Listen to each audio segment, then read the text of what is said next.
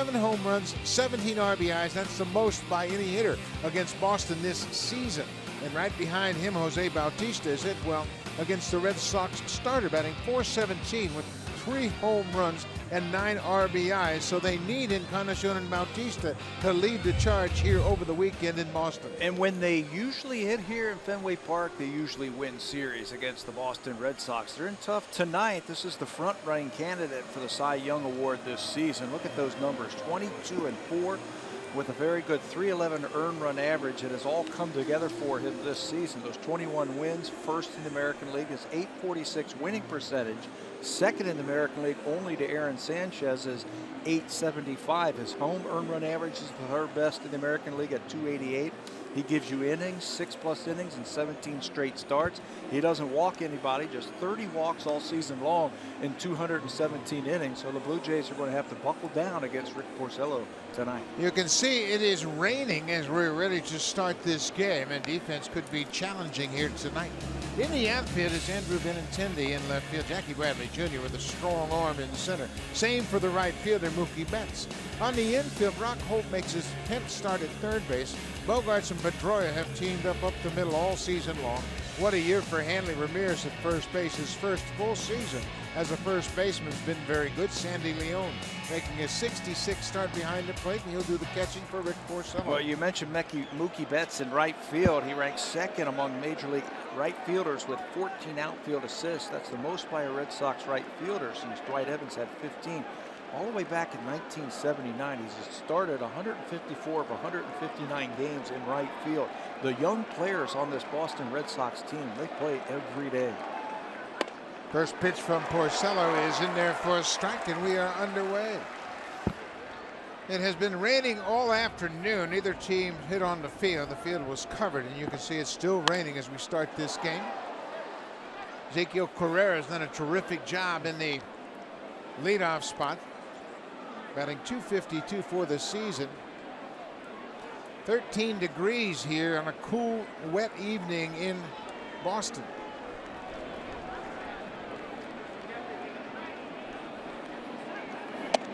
Upstairs, Porcello is one of those guys that'll come right at you. He's not trying to be cute. He throws fastballs and a lot of them. He is averaging 6 strikeouts for every walk this year. You're right. He's going to come after you with 4 pitches that he can throw at any time. Carrera strikes out. That's the first out of the ball game, and Porcello strikes out Carrera. One of those pitches is a slow curveball that he can use to complement his fastball. You'll see a changeup. You'll also see a slider. That time, the slow curveball picks up his first strikeout. He throws that fastball just over 60% of the time. Then his other 3 pitches, he evenly distributes amongst the batters. So it's tough to pick on a strategy at times from Rick Porcello. Josh Donaldson takes a first pitch strike, another fastball in there. This is the 17th game these two teams have played against one another. Donaldson has scored in 5 straight games against the Red Sox. There's that breaking ball. Donaldson checking his footing. It is raining. The field has been covered, but you can bet it's going to get very tacky very quickly here. And that ball's going to be wet, so you got to run everything out. Anything you hit on the ground, not sure if those infielders are going to be able to grab it properly. Donaldson covers that outside pitch and hits it into the seats. We mentioned Donaldson. He has scored 15 runs against the Red Sox this season. That's tied with Chris Davis of the Orioles for the most runs against Boston. And he has done a great job all season long scoring runs.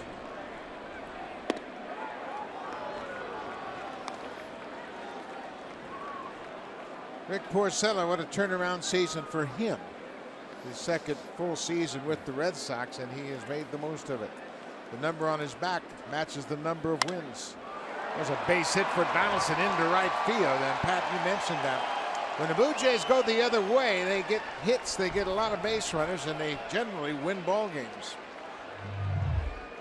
In Toronto, the first 3 games of that homestand, Blue Jays won those 3 games with all the right-handers taking what the pitchers were giving them. Looked like the catcher, Sandy Leon, was ducking out of the way of that pitch, like he was expecting a curveball, crossed him up and threw him an inside fastball. But you're right, when the right-handed hitters start to use the whole field, that's when the Blue Jays are the most dangerous.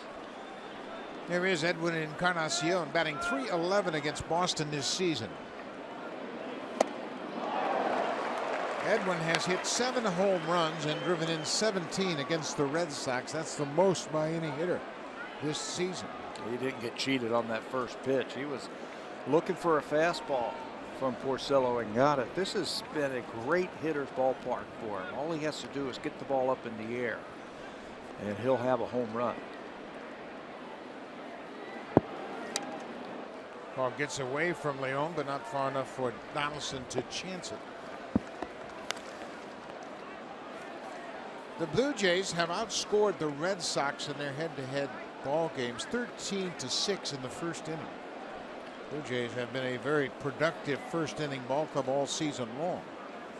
Problem has been they haven't been able to add on. That's been the problem. They'll get the lead early, and it's close, a 1, 2, 3 run game. In the past, they were able to get that second, third, fourth run late in the ball game. They just haven't been able to come up with clutch hits. 0 for 7 in yesterday's ball game.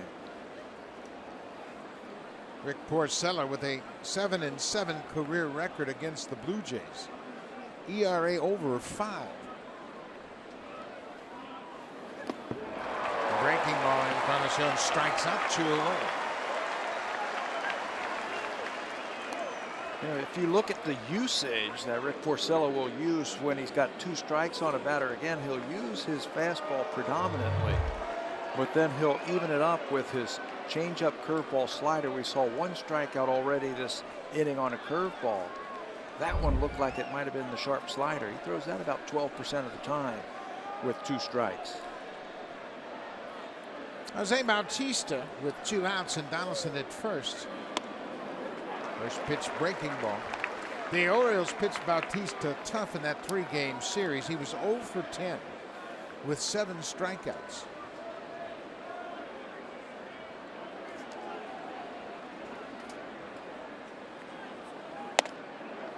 You know how they pitched him. They threw a lot of fastballs to Jose. A lot of them that were up in the strike zone, especially with 2 strikes. It's interesting. He was 6 for 13 against the Yankees in that 4-game series. Just a different approach by the Orioles. Outside, it's 2 balls and a strike to Bautista. We have been delayed about 35 minutes. The rain still coming down, but it's got just, I guess you could call it a heavy mist. We can call it a heavy mist because we're sitting indoors. Yeah, we don't have to throw a baseball or try and hit a baseball in the wind and in the rain. About 6:45, they huddled down the left field line and made that decision that the game was going to start at 7:30. The tarp was on the field. It was still raining. It was still windy. You can see the rain in the background on that shot right there.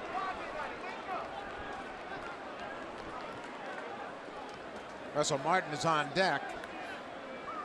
3-1 to Bautista with Donaldson at first. There's a fastball.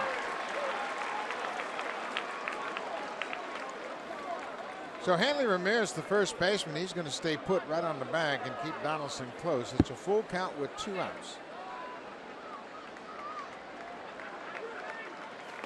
Breaking ball, Bautista walks.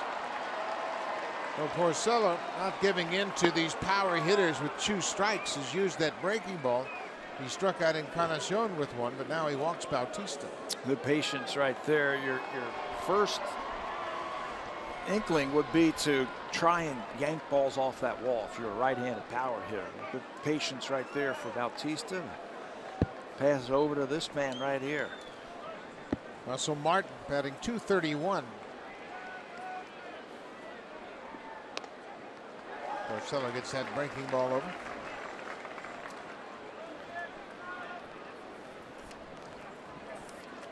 Of course, the Red Sox are champions of the American League East. They have a 5-game lead over the Orioles and the Blue Jays with 3 to go. They wrapped it up in New York. 0-2 to Martin.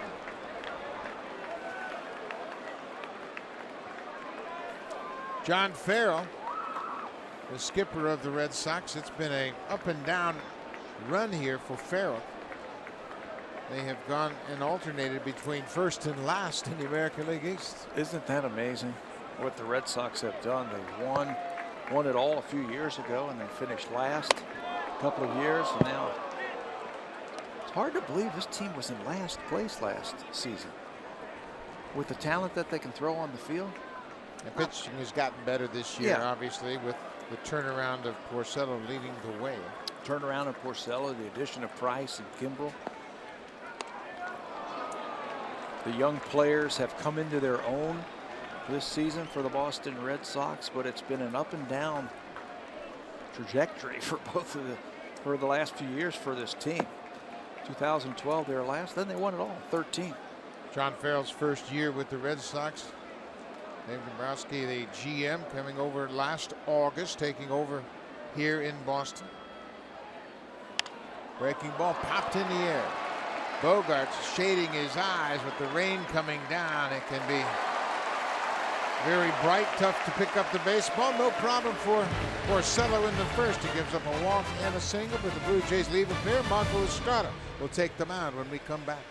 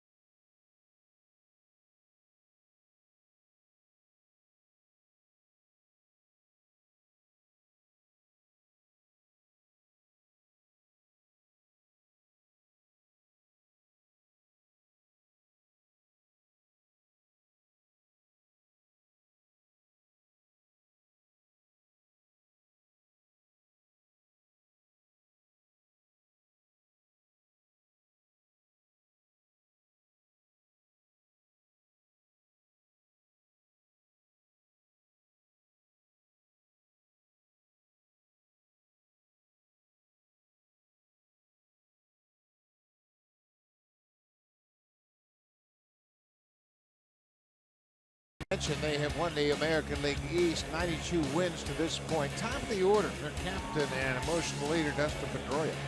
Against Marco Estrada, tonight's starter for the Blue Jays. He's 368 for his career, and then David Ortiz. He has always owned the Blue Jays. No one has hit more home runs against the Blue Jays franchise than David Ortiz, who has 61 career home runs against the Jays. Marco Estrada for the 29th time this season, and he can't pitch much better than he did in his last start. He's back on track. He's allowed only one earned run over his last 14 innings with 15 strikeouts. Versus the Boston Red Sox, it's been an up and down season for Marco. First time out, he was very good, then not very good. Then he was outstanding, the one we talked about in the opening. And his last start, September 9th, just 2 1/3 innings against the Red Sox.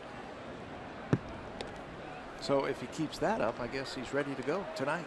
It's an alternate start, and that'll be a good one. Boy, he had a great start his last time here back in June, on June 5th. 8 innings of 2 hit ball. Dustin Pedroia got the second hit leading off the ninth. That knocked Estrada out of the game. He left that ball game leading 5-1. And when Pedroia got the hit, they took Estrada out. Blue Jays held on for a 5-4 win as the Red Sox rallied into that. He was good. 19 in a row at one point in that game against a very good, and I mean very good, Boston Red Sox hitting team. Pedroia out in front of that pitch, hooks it into the Stands and beyond. What made that start so impressive was he walked 3 of the first 6 batters that he faced in that game before he got comfortable with the mound. Another 1-2 pitch to Pedroia. Reaches out for it, pokes it down the right side. Bautista with the run, and it's going to be a foul ball, and Bautista slammed hard into that wall down the right side. Looked like he may have hurt his left hand, sliding in an attempt to catch that foul ball. There's not a lot of room down either of these foul lines, so as outfielders or infielders, when you're going down after that ball, better just to let it go. Jose goes hard. Watch the left hand bend back as it smashes into the wall. You know, the full weight of his body pressed up against that left hand. Pedroia called out on strikes. The fastball down and away, 1 away. Lots going on in the baseball world. Let's check in with Jamie Campbell.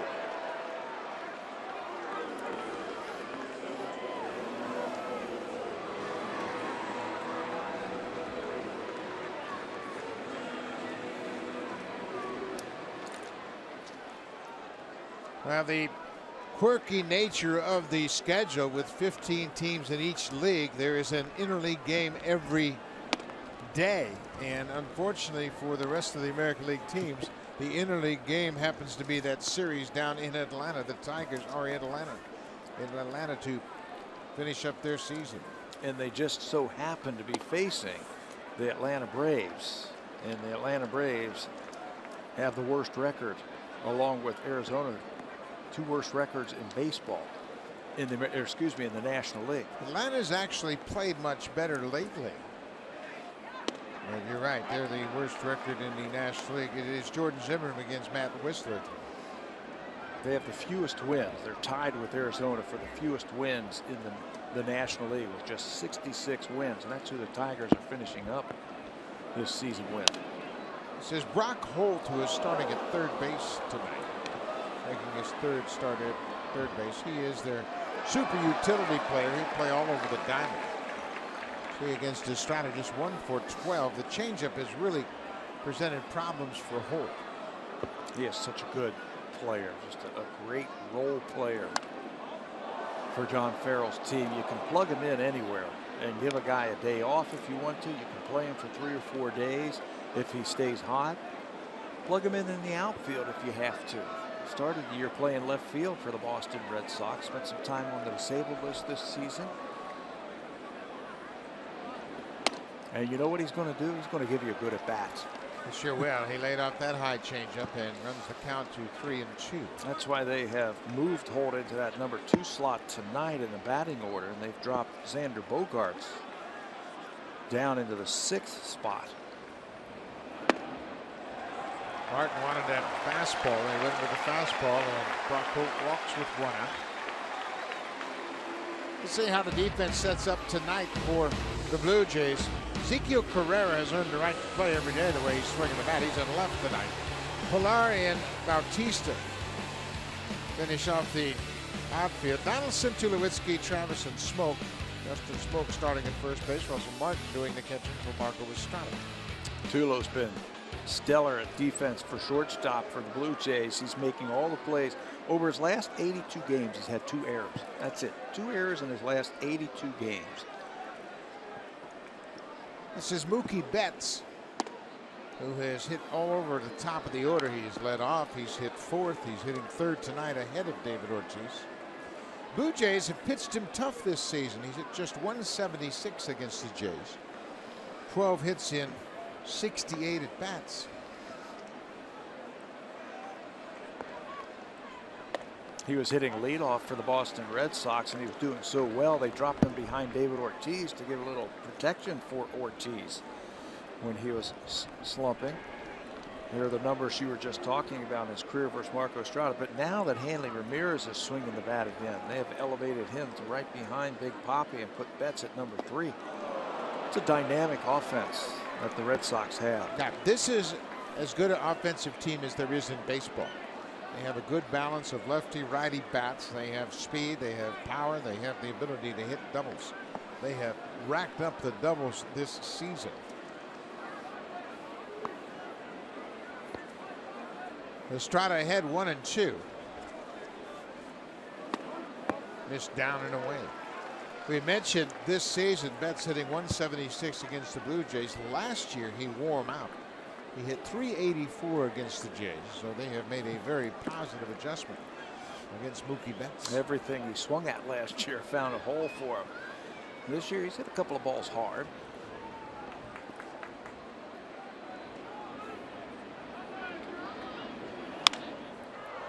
Outside pitch. It's interesting to watch the last couple of starts for Estrada. When they get to a 2-strike count, he'll use more fastballs, and I think he's caught the hitters off guard a bit. There was a start a couple of starts ago where he didn't use many cutters. Said I didn't want to bring that out. He'll throw more curveballs at time. What he's doing is he's making adjustments. He's making adjustments on the fly. He's reading the bats, and he's getting a lot of help from his catcher, Russell Martin. Martin's been in a heck of a groove all season long, but lately, boy, he's really turned up his game calling behind the plate, and the Blue Jays pitchers have taken from his lead. The starters have been great in the month of September. 2-2 to Mookie Betts. 1 out. Brock Holt at first. Another foul back. Another fastball. So now, when you read a bat, what would that last swing tell you about what Betts is trying to do? Looking for an off-speed pitch. When you see a guy foul a ball, a fastball, and it's only 89 miles an hour, that fastball, and he's hitting it over the dugout of the Boston Red Sox. He's looking something off speed. There's the changeup, and you can see he didn't stride. He didn't look like he was over anxious. He just watched it bounce in the dirt. David Ortiz is on deck.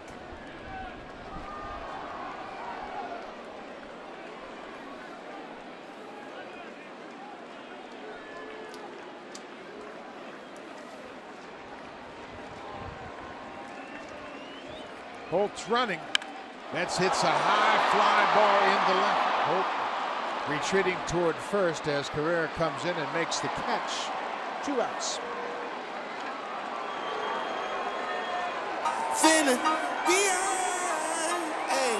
The designated hitter, number 34, David Ortiz.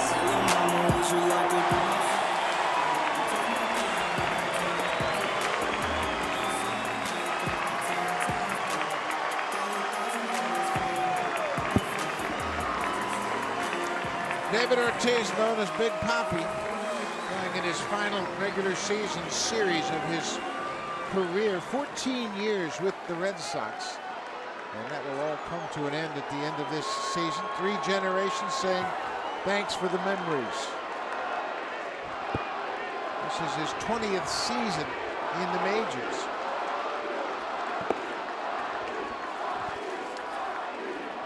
Two outs. Turns on that inside pitch, 87 miles an hour. You know he'd like to do something special this weekend. You mentioned he has hit more home runs against the Blue Jays than any other opponent. 61 home runs he has torched the Blue Jays. His top victim, Roy Halladay. Halladay gave up 6 home runs to David Ortiz. Pops this one up, that's into the 6th. Jamie Moyer gave up 5 home runs to Ortiz in his career, and then there are 12 pitchers that have coughed up 4 home runs, including Mark Burley, Josh Towers, and Gavin Floyd, all with Blue Jay ties. A.J. Burnett, same way. There's the outfield honoring David Ortiz. The grass cutting in, that iconic picture of him after he hits a game-winning home run. Upstairs, 1-2 to Ortiz. We're in the bottom of the first on a rainy night in Boston.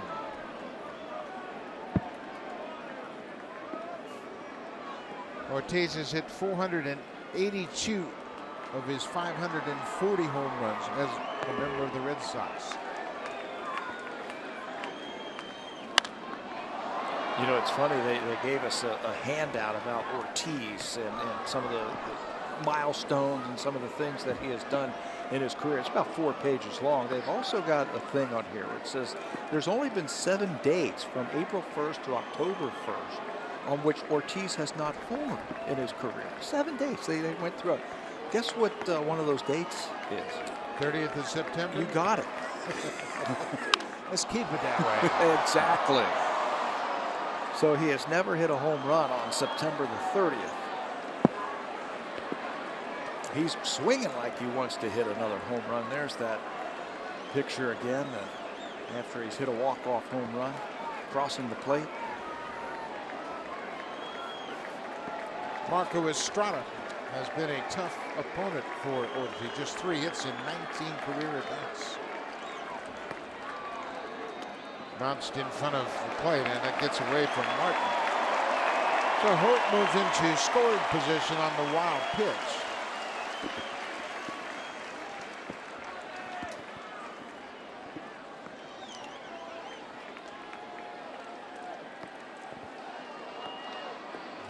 Curveball in the dirt. Trying to get Ortiz to swing at something off the plate.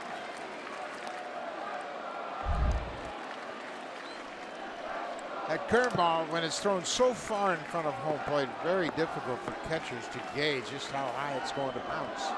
We saw Russell Martin tried to stay up high, and the ball stayed a lot lower than he expected. 2-2 to Ortiz.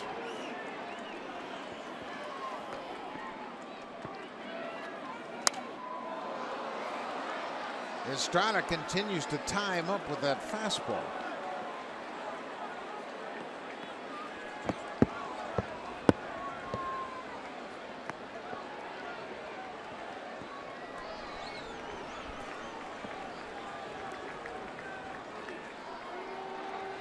Working all over the place except in the middle, staying out of the middle. Good approach. Base hit to left field. Carrera's got a one-hop, and they're waving him home. The throw is a good one, but offline. Brian Butterfield aggressive. That ball was smoked right to Carrera on one hop. And Ezekiel leads the Blue Jays in outfield assist, but that ball tailed on him and worked its way away from home plate. So Ortiz has his 125th RBI, and the Red Sox have the lead. Thought he cut his swing down after he got the 2 strikes, and after that runner got into scoring position. A rocket to left field. Remember, the ball's going to be wet again after it hits the ground. Tough to throw on. Brian Butterfield knows that, so he's going to challenge Carrera, and he comes up with the game's first run. That's just the 7th first-inning run the Red Sox have scored against the Blue Jays this season. But they have a 1-0 lead. Hanley Ramirez, he has been tough on the Blue Jays this season. He's driven in 15 runs against the Jays. He's had a fine season. He gets overlooked. He's in the shadow of David Ortiz and Mookie Betts. All he has done is driven in 110 runs and might have had the biggest home run for the Red Sox this season in terms of emotion. And yeah, it was a game winner, but just turning the fortunes of the franchise around late in the season. That was a home run right here at Fenway Park to center field. It walked off the Yankees, and that turned the Red Sox around. After that, they really got on a roll. Won 11 in a row. After that, it was a 3-run home run off Dylan Betances to center field. That was in a homestand. They had lost 2 of 3 to the Orioles, and they were playing the Yankees a 4-game series, and they were down in the 9th. And he hit that home run to center field, and that propelled them to that 11-game win streak and really got them on top of the AL East. 5-run innings will do that in the bottom of the 9th inning. It demoralizes the other team and just energizes your team. Estrada ahead 0-2. Popped out of play. So far, he's had the Red Sox hitters off balance. The only real good swing was the Ortiz base hit. Even in that at bat, Ortiz took some funny swings. But he picks up the RBI. 125 RBIs for Ortiz. Most since 2006.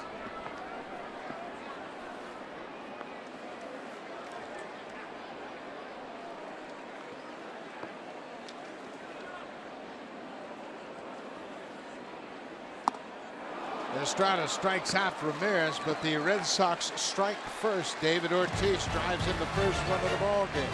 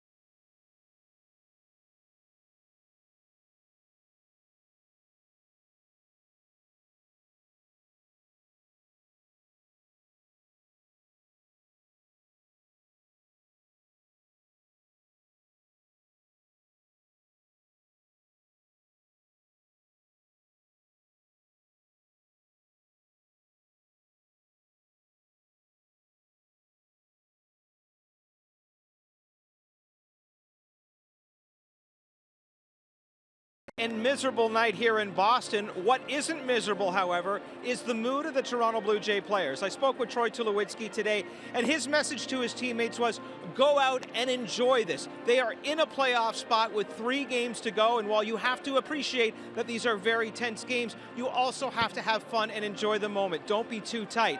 He also believes that playing tense games right now is probably the best thing for them. In 2007, when he was a member of the Colorado Rockies, they clinched early. They had to sit around and wait, and they kind of got stale. He feels if they go into the playoffs, if they make the playoffs, they're going to have to be playing great baseball. What better way to go into the postseason than playing these tense games? Guys, I'd imagine you both agree with that philosophy when it comes to going into the postseason. Yeah, it's proven itself out that the wild card teams generally fare fairly well in the postseason because they have to fight for their postseason lives at the end of the regular season. Carry that momentum right into the postseason. You learn to play under pressure. You learn to, in a one-run game, not panic and just stay within yourselves and be able to think through those tough times and bust through them. You know, there's something to be said about playing under pressure, and there's something to be said for just, you know, going out there and just playing the game. The good ones can play in those pressure-packed situations. Troy Tulowitzki behind 1-2. Tulo's had just 3 hits in 15 at-bats against Porcello. Porcello had a couple of strikeouts in the first. Tulowitzki smoking, and then Kevin Pillar for the Jays. The Blue Jays 4-3 this season playing at Fenway Park. Overall, these two teams have split the first 16 games they've played.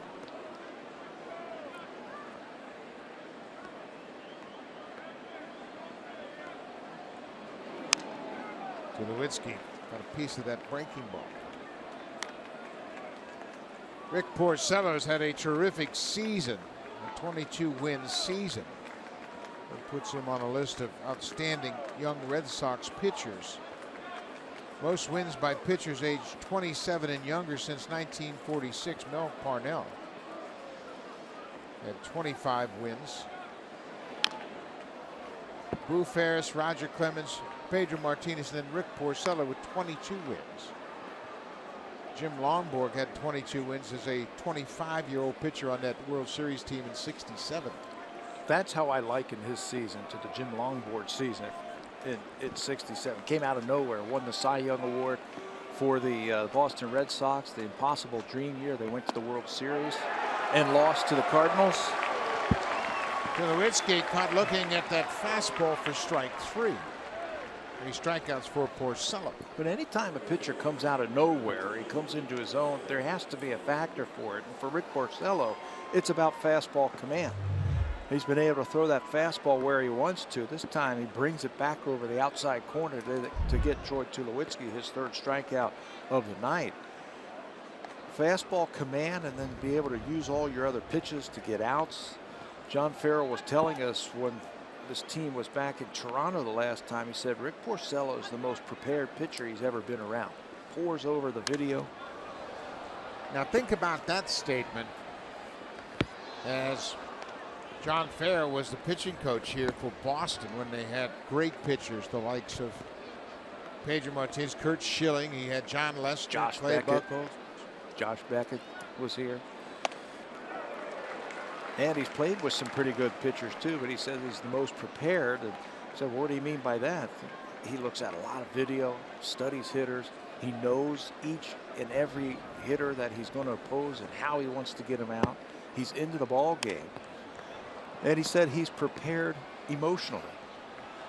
That he is a guy that is a gamer. He competes when he is out on that mound. That is Carl Willis, the pitching coach for the Boston Red Sox. Porcello's previous high in wins came in 2014. He had a 15-win season in his final season with the Tigers. Brian Gorman down at 3rd base indicating no swing on the check swing appeal. Justin Smoak's in the lineup because he has hit Porcello well in the past. 7 for 21 with 3 home runs. There's a drive to right. Mookie Betts over quickly, makes the catch.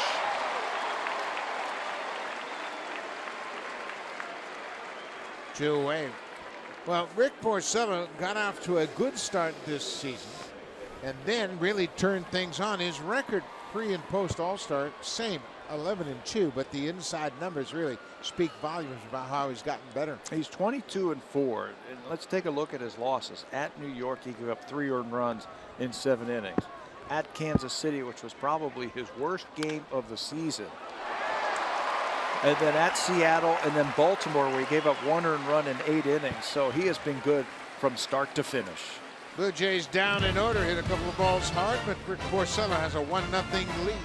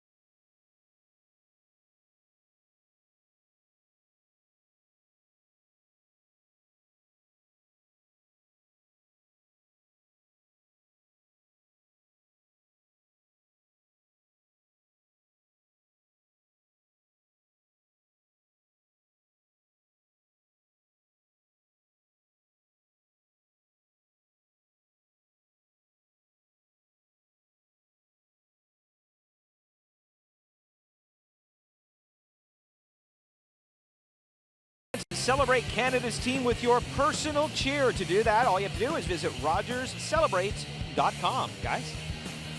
Thank you, Barry. And certainly a lot to celebrate this season, and hopefully there'll be a little bit more to celebrate into October. Blue Jays trail 1-0. Xander Bogaerts dropped down into the 6th spot. This season against the Blue Jays, he's hit 3 home runs and driven in 10.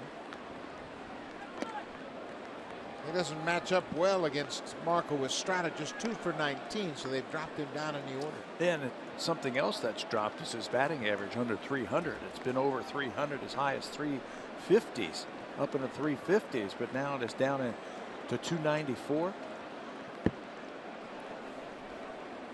Hit a home run the other day against CC Sabathia in New York, his 21st home run. He's driven in 89 runs this year.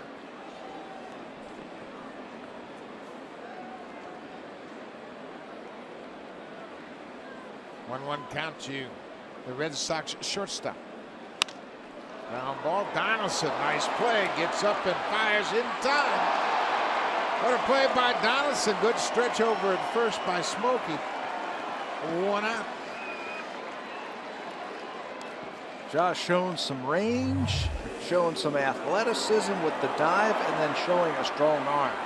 360 and fires across the diamond. What a play. He's ready. He comes up firing, and he's on target and loving it. I love the reaction right at the end by Donaldson. About 5 games ago, Donaldson changed his glove, and he's gone back to a glove he's used in the past. It's got a kind of an H webbing, and that ball stuck right in the webbing of that glove. 1 away, Jackie Bradley Jr.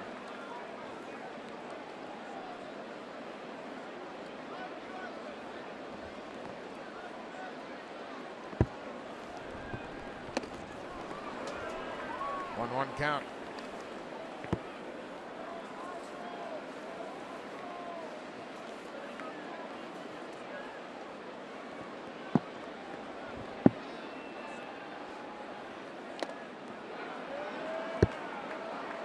Red Sox continue to be a little bit off on what pitches they're looking for. That was a fastball, and looked like he was just late on it. It was 86 miles an hour. Well, you can bet that they're going to be paying attention, and they're going to be changing.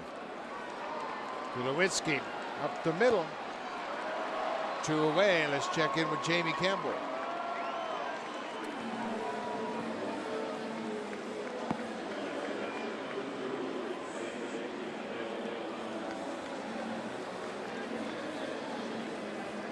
Thank you very much, Jamie. Giovanni Gallardo is the starting pitcher for the Orioles tonight. He has not allowed a hit through 3 innings. He has walked 1 and has not recorded a strikeout. Gallardo using just 33 pitches in those first 3 innings.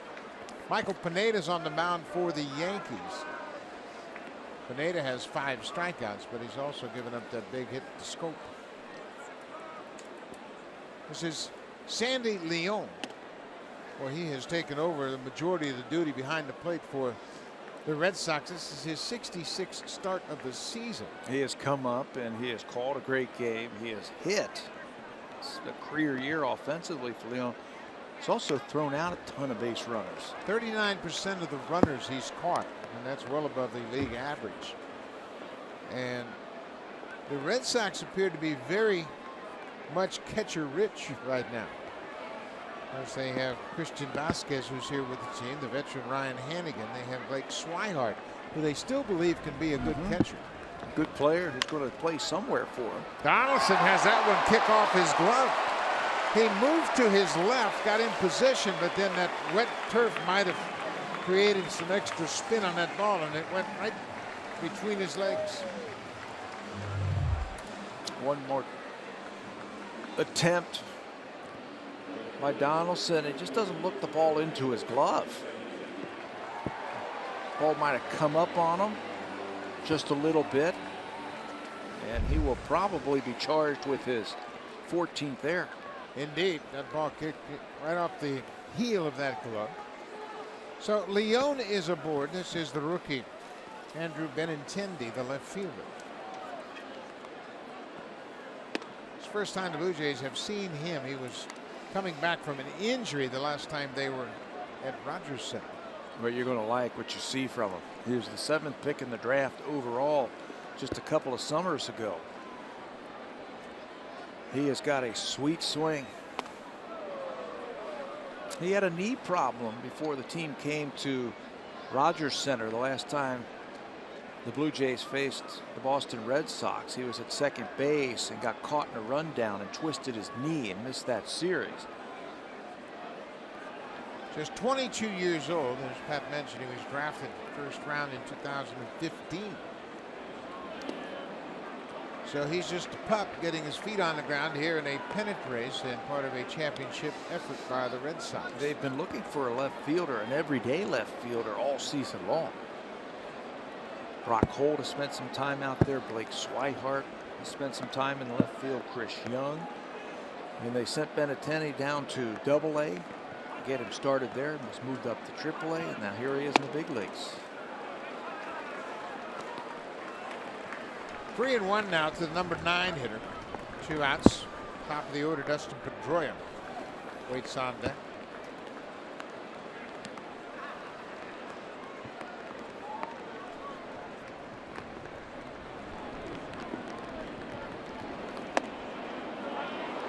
Martin did a good job of receiving that last pitch. He might have gotten the strike for Estrada. So Smoke hollers over to Estrada. Hey, I'm playing behind him. He'll back up behind the runner Sandy Leon with this full count now that there are 2 outs.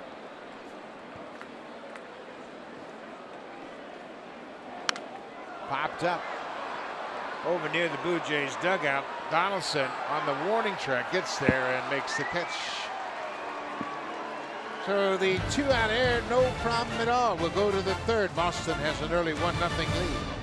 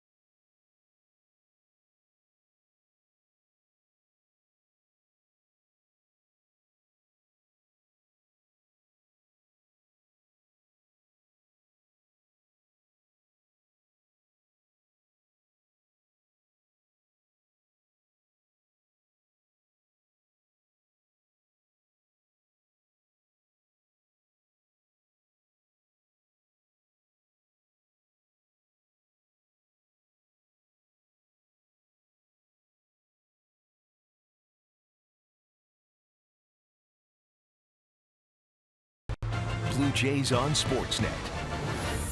Presented by Honda. We've been there from the start. Honda, official vehicle of the Toronto Blue Jays. Proud fan since 1977.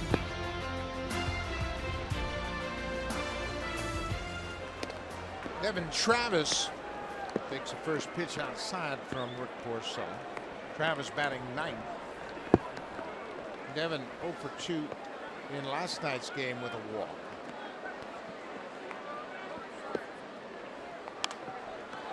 Pops this one back behind the plate. Devin dealing with that shoulder injury. He got caught up in that bench clearing situation in Toronto on Monday. Aggravated his left shoulder.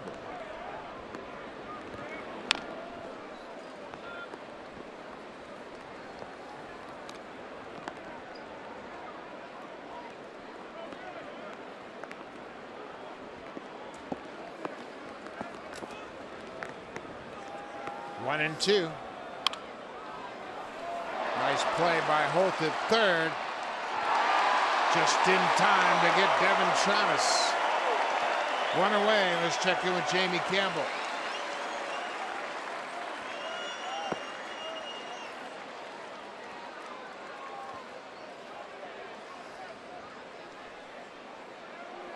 Miguel Cabrera with 108 RBIs, and a big guy for the Tigers is doing his thing down in Atlanta. 3-game series against the Braves. Everything is right in front of you here at Fenway Park. The players are sitting on the bench and they can see those out-of-town scoreboard. Baltimore has a 2-0 lead over the Yankees in the 4th. And then, of course, the Tigers have that lead over Atlanta, 4-0. Seattle, you got to start mentioning Seattle also in that. Seattle will play later on at home against Oakland. It's up on the top left of your scoreboard. There's another base hit for Carrera. Ezequiel Carrera had a terrific homestand over the 7 games. He had 8 hits and 18 at-bats, a .444 average, and he's been a spark here late in the season. Looking for somebody at the top of that lineup to get something started in front of the big hitters for the Blue Jays. It's been Carrera. There's another hit. Zeke had a stolen base in yesterday's game, so he's a threat to steal. Don't forget about Sandy Leon, the catcher. He's got a cannon for an arm and has thrown very well. He's got 13 of 33 potential base stealers. Why not? Josh Donaldson. Ground ball left side. Bogarts will try to get a force at second. Oh boy, what a late slide by Carrera. Right over the bag. He is safe at second. Boy, that was scary when I saw that initially. Anytime a runner slides that late, you're always worried about the spikes getting caught on the base and snapping that ankle or twisting that ankle. The Red Sox are going to want to take a look at this one at second base. Well, Pedroia was a little upset, and he should be. Watch the leg of Pedroia. He's not trying to turn a double play. He looks back at Carrera. He says, wait a minute, man, what's that all about? Well, Carrera's just trying to beat the throw. Unfortunately, you see Carrera's not going for Pedroia. He stayed to the outside of the base. But then Pedroia's giving him a look. And he looks like he beats the throw to second, and the umpire at second indicates such. That's Chris Guccione, the umpire at second base. This replay review is powered by Samsung, and John Farrell, the Red Sox manager, asked the umpires to have a look at this. You know, you can't take anything for granted. I was wondering if Zeke was thinking that Bogarts was going to go across the diamond because he slid so late. Maybe he anticipated that there was not going to be a play at second base, and that's why he was late sliding. So dangerous sliding that late onto a base. And with it wet, your momentum's going to take you right over that base. Let's see what Carrera does. He's out of the picture, but then he goes down quick. Well, he was only a stride or two away from second when he went into the slide. Brian Gorman is the crew chief. He's at third base. Chris Guccione made the call at second. And the players waiting around for the decision from New York. Every play, of course, is pivotal. And of course, there was a play in St. Louis last night that ended the game and has really created a stir as far as video replay goes. Yadier Molina hit a ball that looked like a ground rule double. Now the umpires have their decision. Brian Gorman will wave Carrera safe at second. Fans didn't like it, but the replay review not seeing enough evidence to overturn the call on the field. But anyway, we'll get back to the Molina call later. I'm sure most of you baseball fans have seen it, and it's an interesting call, but it's not as important as this game. First and second, one out. Blue Jays are down by a run, and the big bats are coming up. Edwin Encarnacion has hit more home runs and driven in more runs against the Red Sox than any player this season. He leads the American League with 127 RBIs. He's 2 ahead of David Ortiz. Can always count one play in an inning where you say, well, if they had that right there, had that one back, the play by Holt to start this inning off of Travis, that looked like it was going to be a double. And a single, and now the Josh Donaldson base hit. Look out, there goes that bat into the seats, right into the lap of a fan. I mean, he wasn't even watching. He didn't even see that bat. It just happened to land in his lap and had no idea what it was, but he embraced it once he recognized what it was. Watch this bat go into the seats, and this fan is just sitting there and almost looking in another direction. All of a sudden, he's got a bat.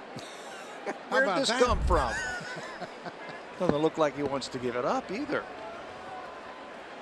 0-2 to Encarnacion.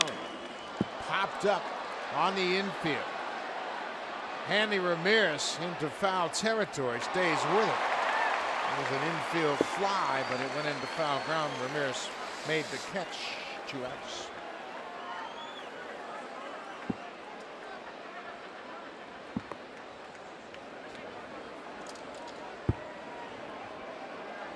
So Jose Bautista trying to pick up his teammate Edwin Encarnacion. 2 outs, 2 aboard.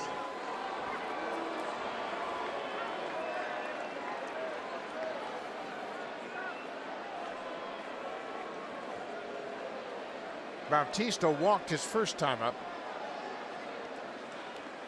A nice play by Leon. That ball was in the left-handed hitter's batter's box, and he blocked it to keep the runners on their base. Every little play the last week of the season in a pennant race becomes so huge.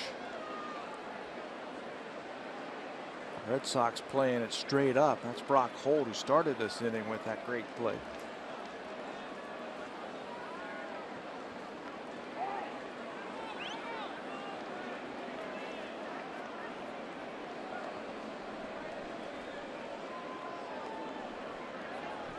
Carrera at second, Donaldson at first. Breaking ball for ball 2.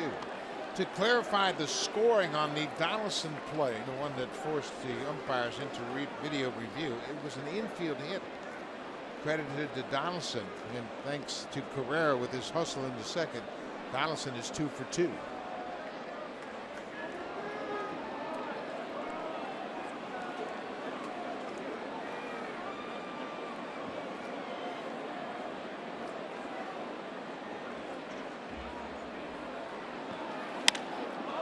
Popped up into the outfield. Mookie Betts, the right fielder, coming in, and the inning is over. Rick Porcello pitches around a couple of singles. Go to the bottom of the 3rd. Boston with a 1-0 lead.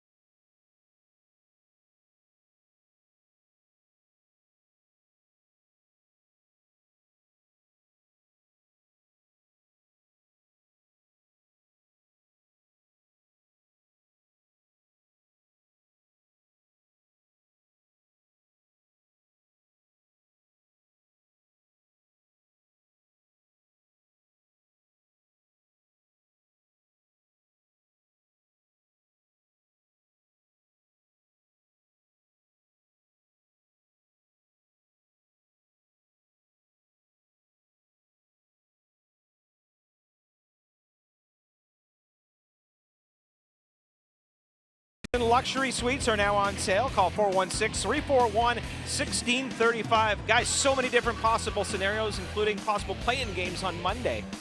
Playing games on Monday, makeup games possibly for the Tigers over the Indians. So there's a lot to be determined before we can set the matchups and the dates. The one thing we know, Boston will play on Thursday in the American League Division Series. Both of those series will start on Thursday.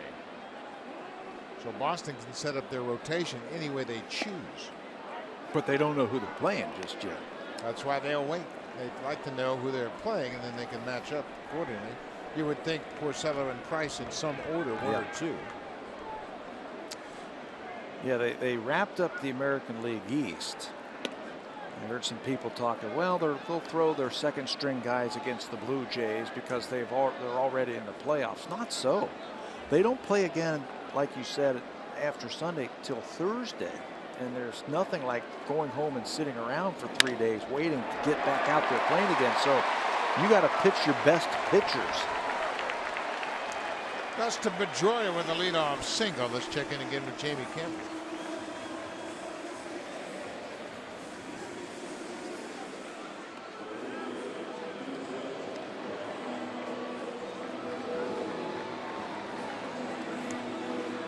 Adam Jones had a good series against the Blue Jays, doing some fundamental things, moving runners, going the other way, hustling down the line. He had a couple of infield hits in the final game of that series, and tonight he hits a home run, his 29th of the season off Michael Pineda. Pedroia at first with the base hit. He'll run a little bit. He's got 7 stolen bases. The whole Red Sox team will run. They've got athletes up and down the lineup. It's a tough night to run. It's a straight steal. It's cold, it's damp.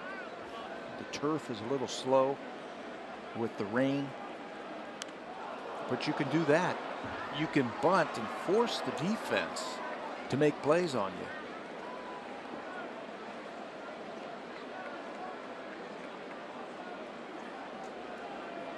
Dustin Pedroia with that base hit now has 199 hits for the season.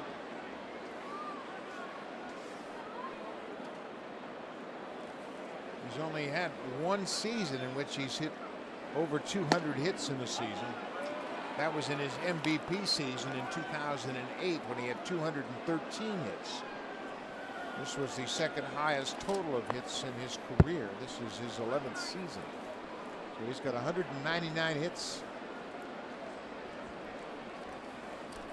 0-2 to Brock Holt.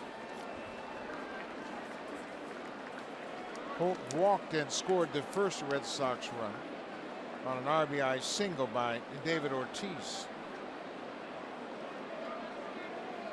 He would become the second player on the Red Sox to pick up 200 hits this season. The other one, Mookie Betts. Holt strikes out. Continues to have problems against Estrada.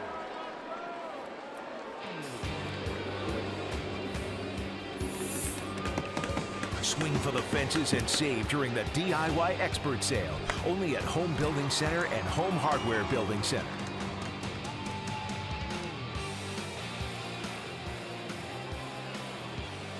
A rainy night in Boston. We are at Fenway Park, the final series of the regular season. Mookie Betts takes a first pitch strike.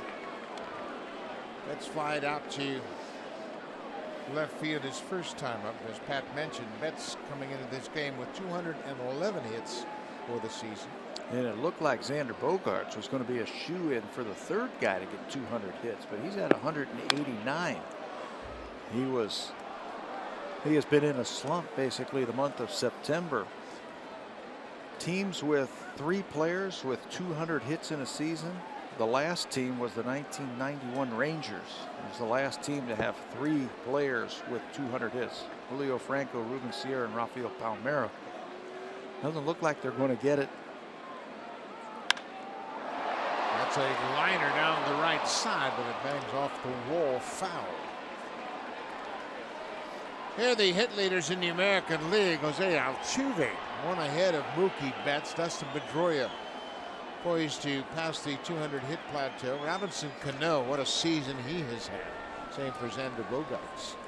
Yeah, Xander looked like he was going to be a shoo-in, but he's 11 hits. I don't think he's going to get 11 hits in this 3-game series versus the Blue Jays. So it looks like they're going to fall short. Pedroia was running on the pitch, and Betts grounds out to the pitcher.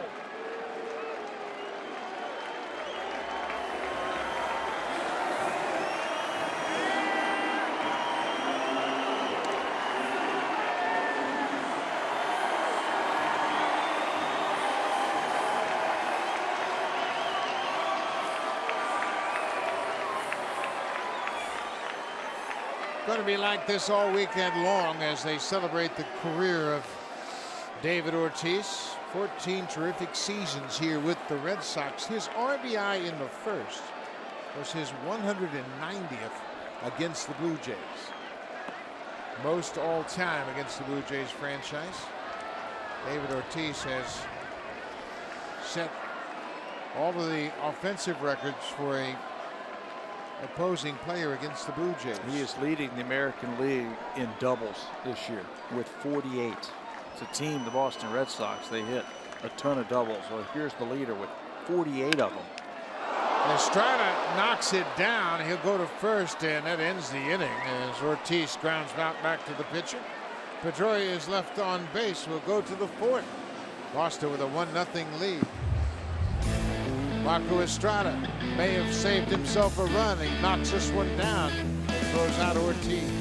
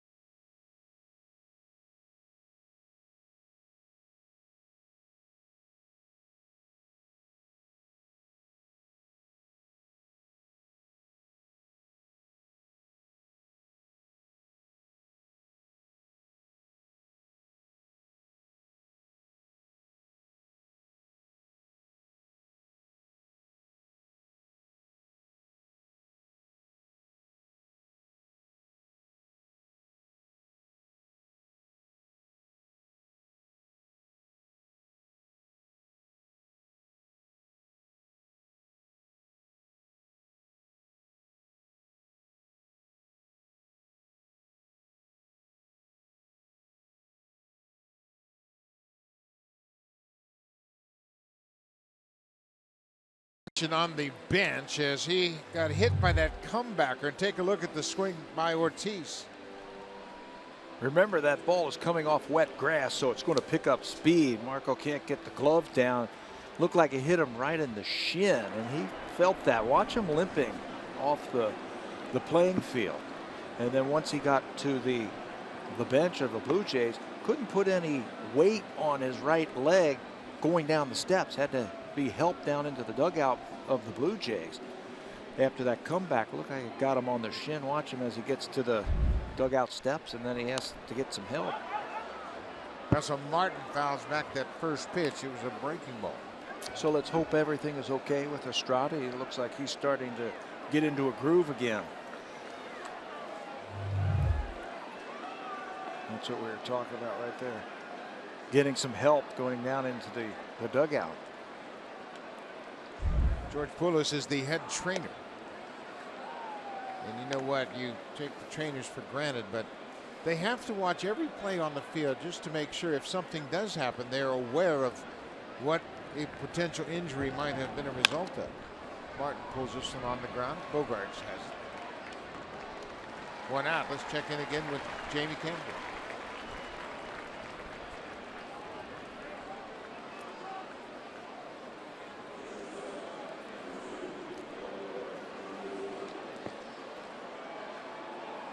The Orioles were re-energized in Toronto. They shut out the Blue Jays last night on just 3 hits. Ubaldo Jimenez with a terrific start, 6 2/3, 1 hit baseball.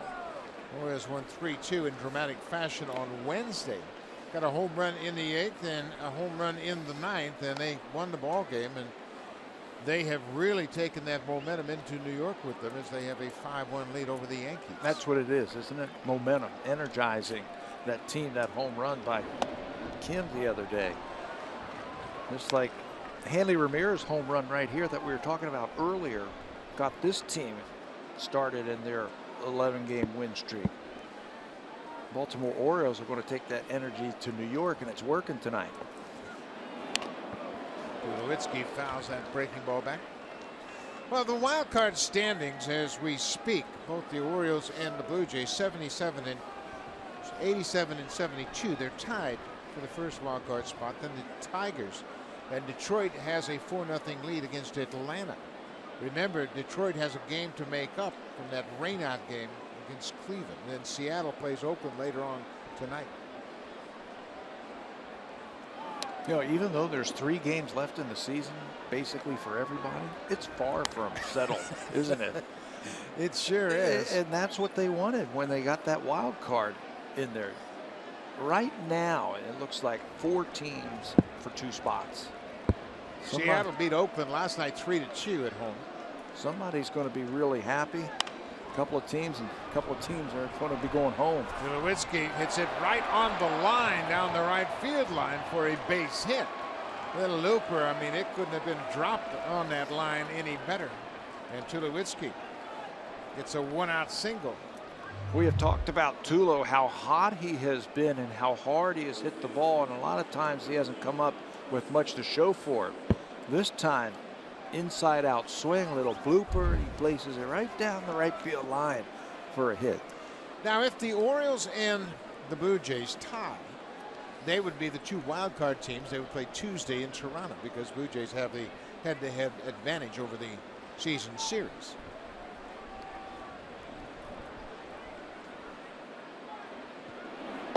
Justin Smoke hit a ball hard his first time up. He lined out to the right field. That's when you were talking about if those 2 teams tie for first and second. That depends on what Detroit does. If Detroit goes down there and sweeps away Atlanta. Well, Baltimore, they can tie for first. If they both tie for first, then they're the 2 wild card teams, and then they play one another again on Tuesday. Detroit, if they go down there and sweep Atlanta, they would have 88 wins, and the Blue Jays would have to win 2 out of 3 to get 1 more win from the Tigers. But the Tigers have to play again on Monday. That's right. They have another game. A regular season game. So many scenarios, so many things that to still to be decided. Smoke takes a fastball on the outside corner. In the National League, the things are a little bit clearer in the wild card race. New York, the Mets, San Francisco have the first 2 spots, and then the Cardinals are a game behind the Giants for that second wild card spot.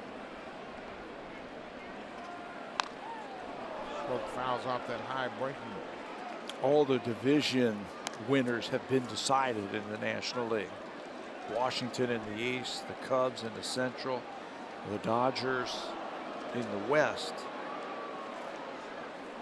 Now it's just down to the wild card in the National League. That's going to be a barn burner, isn't it? 3 for 2, 3 teams for 2 spots. And the Cardinals are playing at home, and they have not played well at home, although they won a controversial game last night. It ended on that Yadier Molina double that was actually a ground rule double with Matt Carpenter at first, and he would have been held at third. But the umpires didn't call it a ground rule double. The Reds didn't protest or didn't inquire about a video replay until it was too late. The umpires were already off the field. That is a flaw that has to be corrected. 3-2 to Smoke. He strikes out. Let's go right back to Jamie Campbell.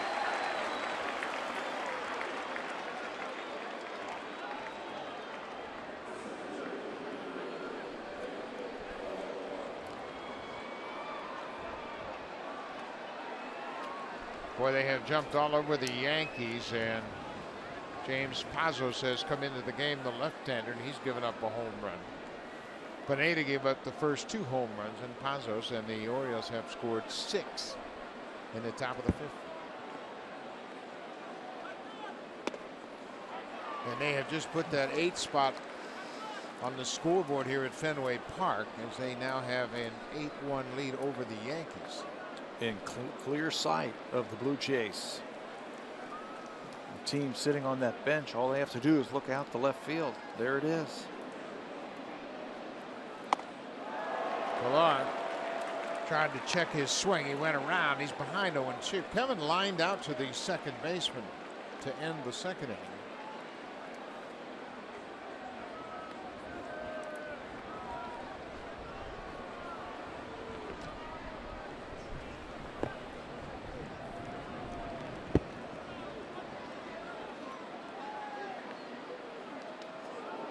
No chance for Leon on that ball. That ball hit about 5 feet in front of home plate. Porcello overcooked that curveball, and Leon actually got a glove on it, but he didn't have much of a chance of keeping it in front of him. You want to see the definition of a wild pitch? This is wild. Doesn't even make it to the other batter's box. Way out in front of home plate. And that'll send Tulowitzki into scoring position. It looked like an overhand googly from a cricket match. Bounced it well out in front of home. Does it again. Leon handled that one. Well, if you're the Blue Jay batters, file that one away. Can't throw that curveball for strike right now. Not getting the proper grip, or something's not right. He's not feeling it right now. So he's got other pitches he can go to, his slider and his fastball and his changeup. 2 balls and 2 strikes.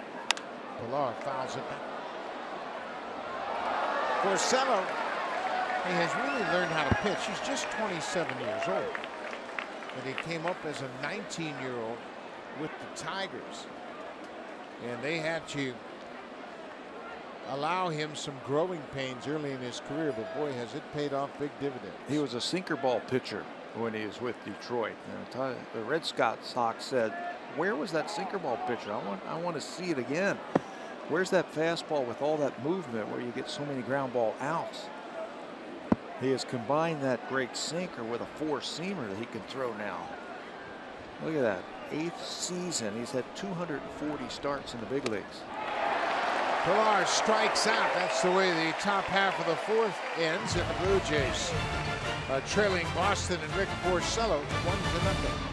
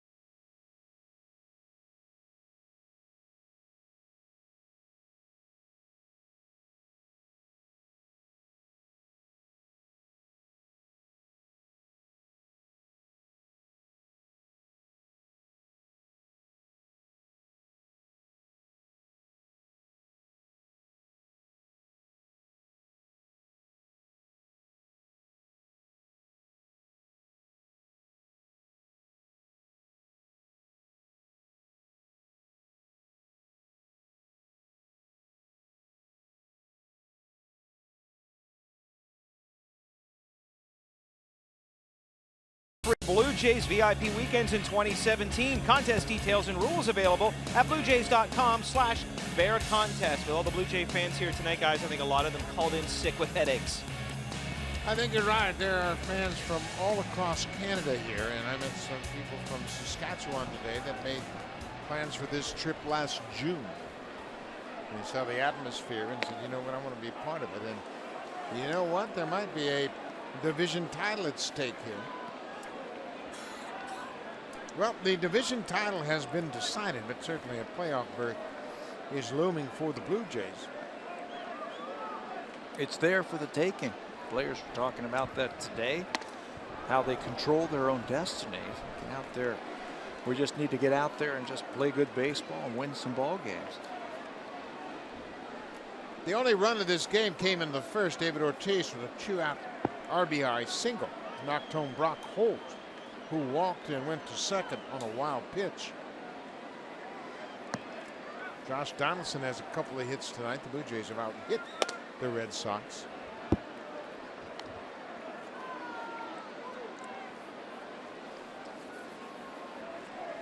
Lately, the Blue Jays just haven't been able to string things together.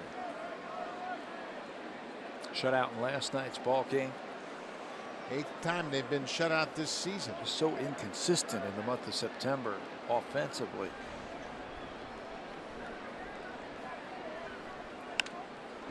Ramirez pops it back. The Blue Jays have 15 losses this month, and this is the final day of September. They are 11-15 in September.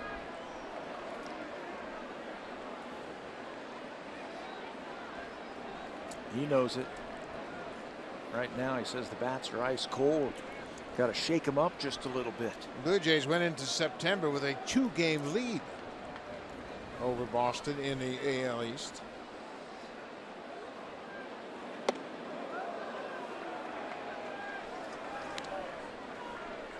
The Red Sox, this is their first home game since that 11-game road trip.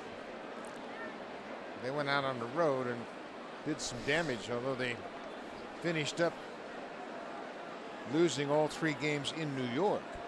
It didn't matter because at the same time the Blue Jays were losing 2 of 3 to the Orioles. They mentioned the Blue Jays had the lead at the start of the month of September, and then they went 11-15 to this point, while Boston was going 18-8. Pitching was still good for the Blue Jays, exceptional for the Red Sox, but the offense was the big difference. Big difference. 97 runs for the Blue Jays, outscored by about 50 runs by the Red Sox.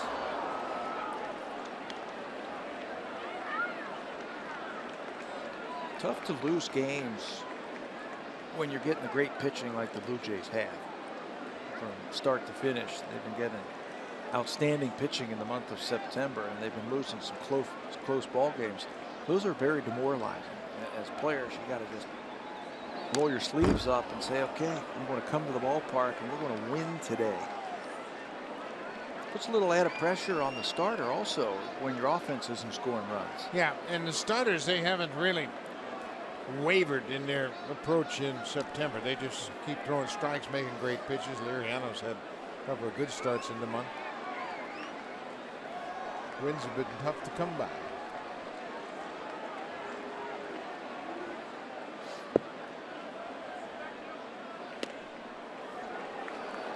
Just off the plate outside, and look at this battle between Estrada and Hanley Ramirez.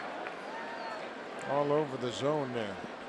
Xander Bogaerts, the shortstop, was robbed of a base hit by Josh Donaldson his first time. Tell you the truth, the Red Sox have been really tough on Marco Estrada tonight. That's a liner into the seats. Fouling off some tough pitches, having long at bats. It's just the 4th inning, and Marco his next pitch is going to be number 75. Some long at bats. Well, the Red Sox lineup right now in this month have been grinding out at bats, and they'll make a pitcher work. That's a pretty good pitch, and both Martin and Estrada thought it was strike 3. They didn't get the call from Mark Carlson, the home plate umpire. So 11 pitches to Hanley Ramirez, who's locked in right now. And the end result is a base on balls. The first walk issued by Estrada came in the first inning, and Brock Holt came around to score. Leadoff walk to Ramirez here. Xander Bogaerts mentioned he was robbed of a base hit. Nice play at third by Josh Donaldson.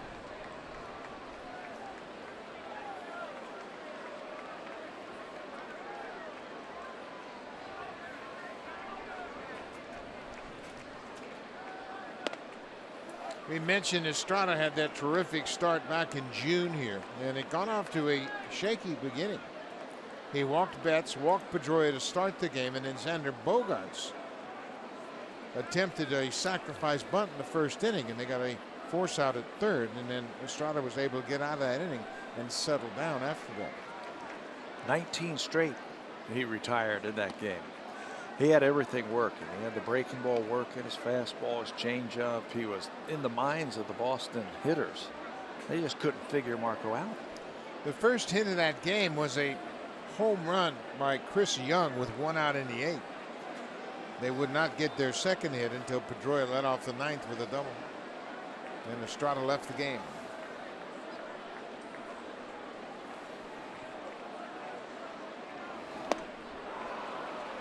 Bogaerts can't wait long enough on that changeup.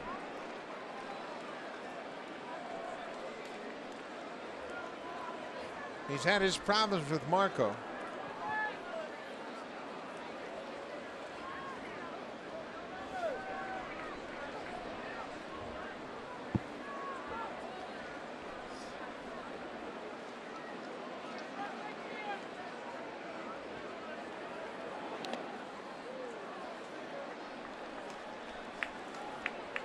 Of course, we mentioned that Marco came into this game holding the opponents to a .203 batting average. That's the best in the American League. And it's not a fluke. He's actually done it in back-to-back seasons, the same number. .203 last year, .203 this year. A pretty interesting 2-year span where he's neutralized the opposing hitters. Here he gets Bogaerts. Even when they hit it, they don't hit it very hard. 203 last season, same way in 2016. But you look at his average on balls that are in play, outstanding. He was the best in baseball last year. So even when they do hit it, they don't have much to show for it. That is the 4th best 2-year streak by a pitcher since 1997.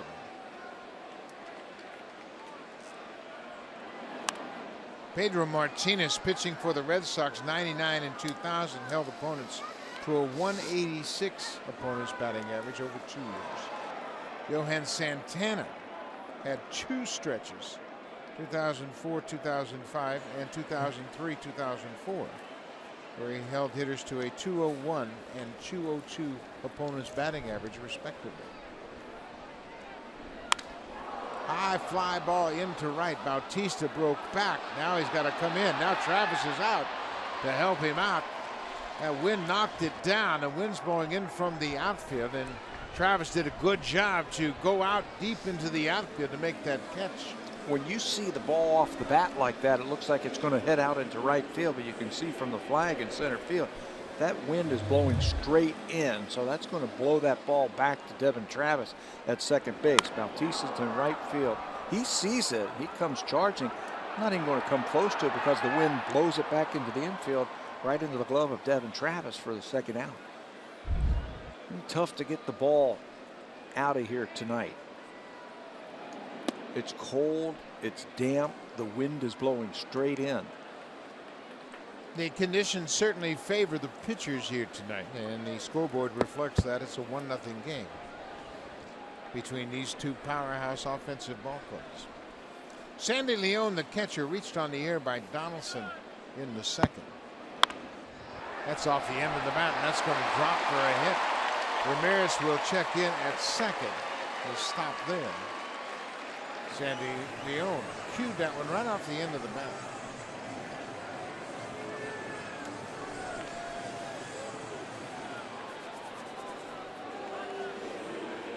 Well, this is the final weekend, and the big hitters for the Orioles have stepped up in Baltimore against the Yankees in New York. Jones has hit his 29th, Trumbull's hit his 47th, and Scope has hit his 25th.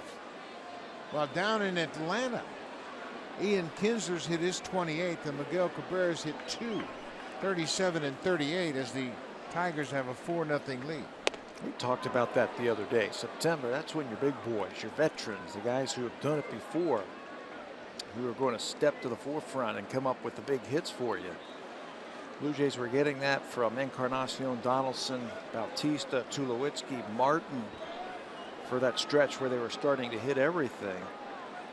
Now it's gone cold again. Andrew Benintendi cuts through that pitch. It's 1-1 to the number 9 hitter. He popped out to the third baseman his first time up.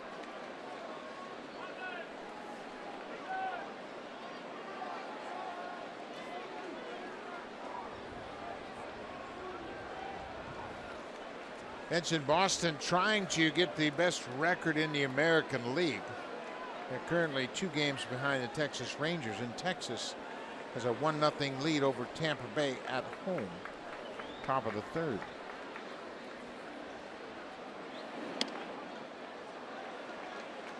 Something to play for all the way to the end. Cleveland, they still got plenty to play for.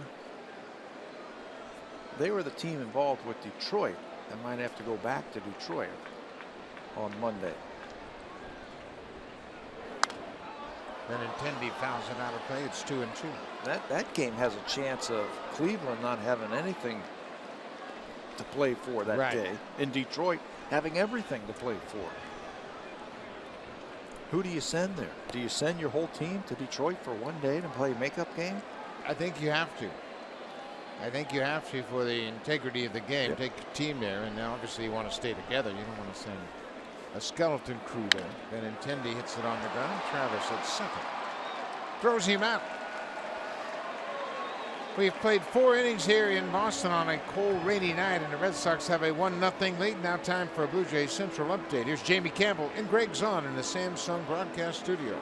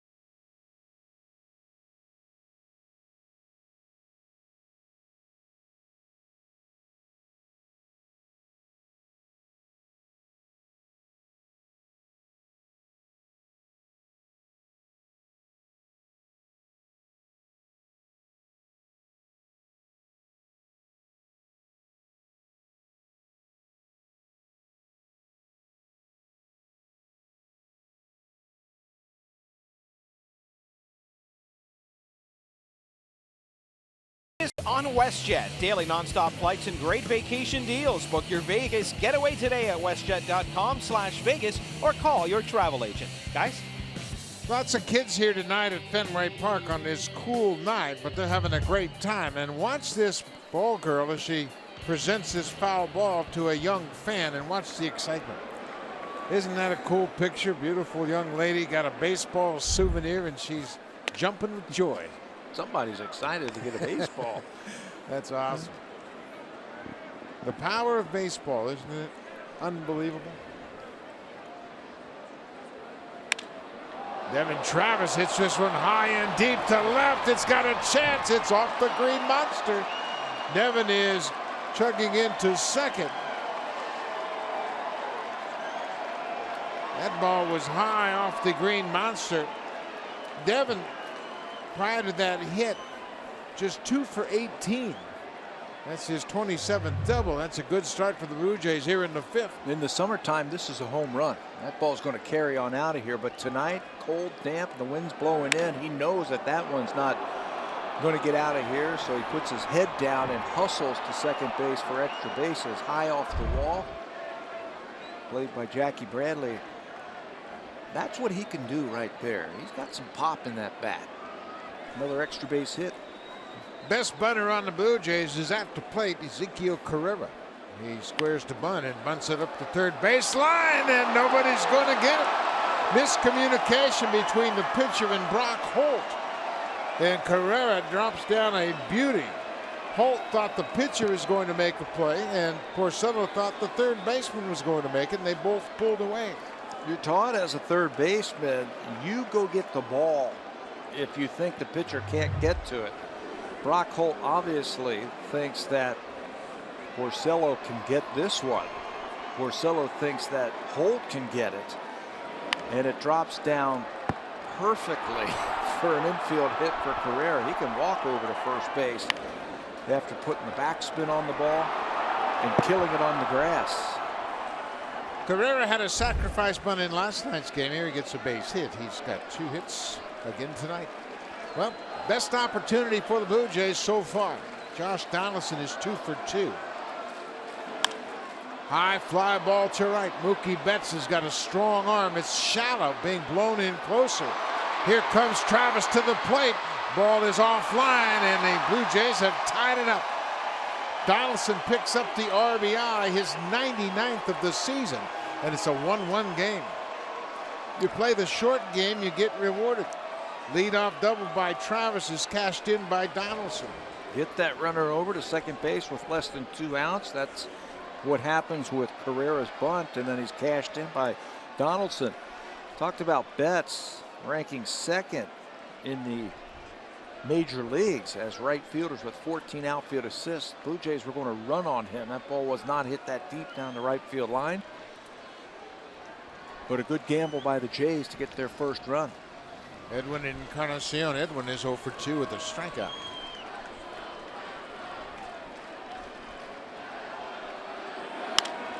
It's a high fly ball, not that deep. That's now coming in where that wind is really knocking these balls down. 2 away now.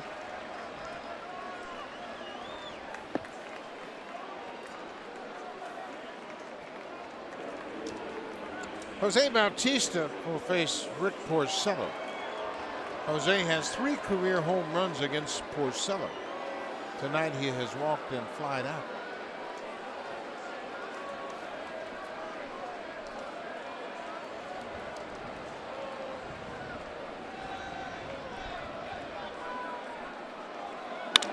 There's a deep drive to left. This ball is high up and gone.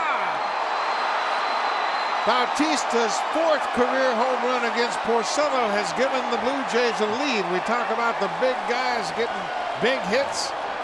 Here's one of the biggest. He wasn't waiting around either. He wasn't going to let Porcello slip that fastball by him to get ahead strike 1. When you play in this ballpark, you got to look for anything on the inner half if you're right-handed and try and turn on it.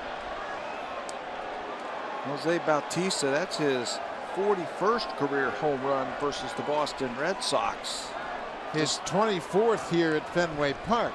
He always seems to be good for one in a series, and that was a good time to touch him up.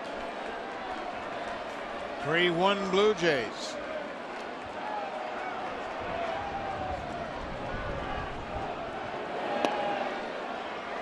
Devin Travis got it started, and Bautista put a capper on it. A no-doubt home run for Bautista, his 22nd of the season. He's now driven in 69 runs. Popped up behind home plate. Leon is there and makes the catch. Leon almost knocked the umpire with his mask. One more look at this home run. It's a beauty. Jose Bautista, a 2-run shot. The Blue Jays have taken the lead.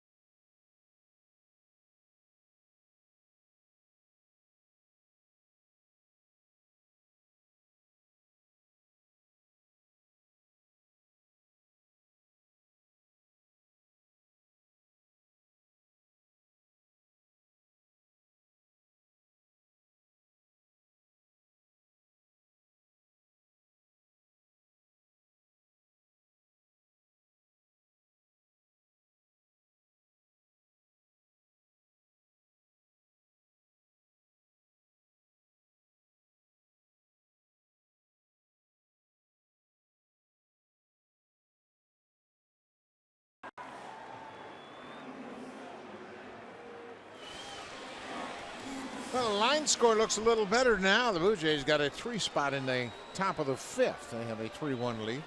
Devin Travis with the leadoff double. Ezekiel Carrera with a bunt base hit. Sac fly by Donaldson and a 2-run home run by Bautista. Top of the order for Boston, Dustin Pedroia. Last time up, he picked up his 199th hit of the season. Popped back over out of play. That's more like it, isn't it? Blue Jays swinging it that inning against Porcello. How many times have we said this, that when the bottom part of the lineup gets on base, then they can do something top of the order, especially with the way Carrera's swinging the bat right now. Well, you got your best hitters coming up with runners on base. That's got to make any pitcher nervous. Having to deal with Donaldson, Encarnacion, Bautista, Martin with guys on base. Zeke's been a spark plug. Has he ever? And Jose Bautista, he's come up with another big hit here in Boston. His 24th career home run here at Fenway Park. Pedroia drills this one to left. This is up and high off the wall. He'll end up with second, and that's his 200th hit of the season. Just his second 200 hit season of his career. And I think the fans know that. Very astute fans here in Boston. They are giving him a nice round of applause after that.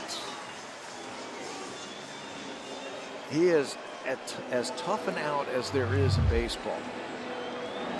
Tough to pitch him up because he can hit the ball off the wall. Tough to pitch him down and away because he can go down and away.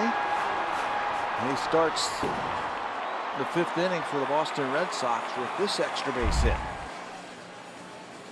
Well, Pete Walker, the pitching coach for the Blue Jays, has come out to the mound, and at the same time, the bullpen down in right field for the Blue Jays has gotten up, and they are going to work quickly. Biagini, the right-hander, Aaron Luke, the left-hander. Double barrel action for the Blue Jays in their pen. They were up when this inning started. I think John Gibbons is sensing that Marco is closing in on 100 pitchers. Remember, he threw 34 pitches in the first inning, and it's been a grind through the first 4 innings. He doesn't have the luxury of saying, hey, I got to get you 5 innings to help you get a win. He's thinking about getting the Red Sox out. What's his best option? Yeah, you don't worry about individual stats at this point of the season, and hopefully you never do. But certainly there are times when you think about leaving a pitcher in if he's going for a milestone win or something like that. Not the case now. He doesn't have that luxury of doing that. Brock Holt. He walked in, scored the Red Sox run way back in the first. He struck out in the third.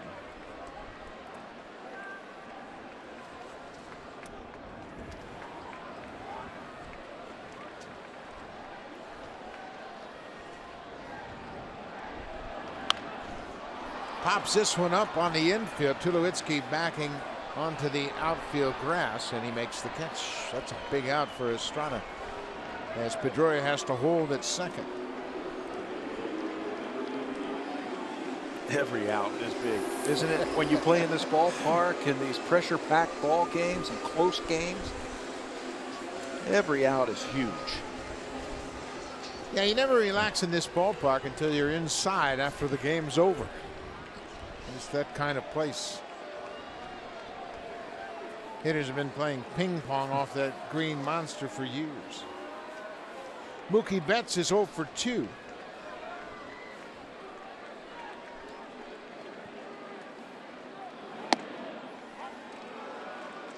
Blue Jays are going to have to make notes to themselves how they pitched Betts this season. He's just 12 for 70 against the Blue Jays and hasn't homered. Keep the ball away from him. That's what I would do. That's what it seems like the Jays have done this year. Change up down for a ball, 1-1. Russell wanted to say something after that last pitch to Marco. I think Marco called him out after that changeup. You can see Marco going over what he wants to do to the hitter. He does a great job, Marco Estrada, in-game management with the hitters. He can read bats. He understands. He sees what they're trying to do to him. He sees what he's trying to do to them, and he makes great adjustments in game.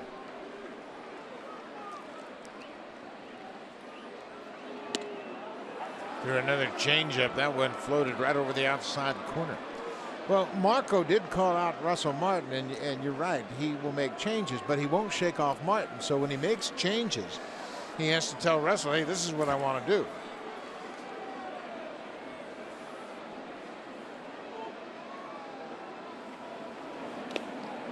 3 changeups in a row.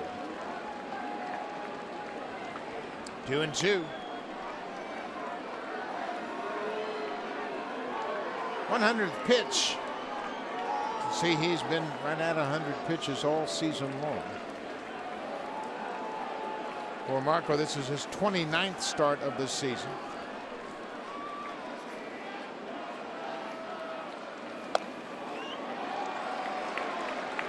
Boy, that's a good idea. How many change-ups in a row? 3 change-ups in a row, and then he tried to bust that fastball.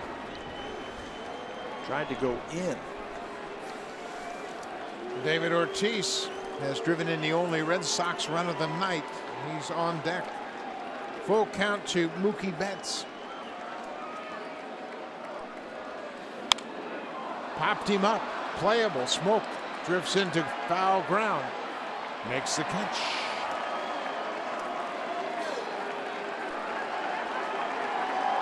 Two away now, and here comes David Ortiz.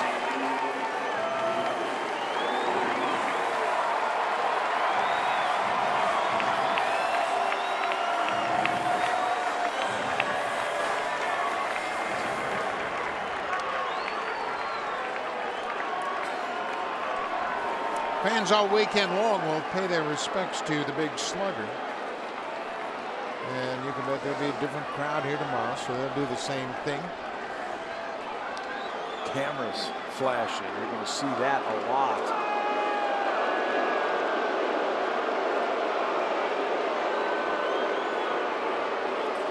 Marco Estrada wanted a new baseball, and the fans thought they were walking him. Started booing. Be careful on that first pitch. He was locked and loaded and fouls it back. For the season, he is hitting almost 500 on the first pitch. 492. Might have been a cutter that he couldn't extend on. 2 outs, Pedroia.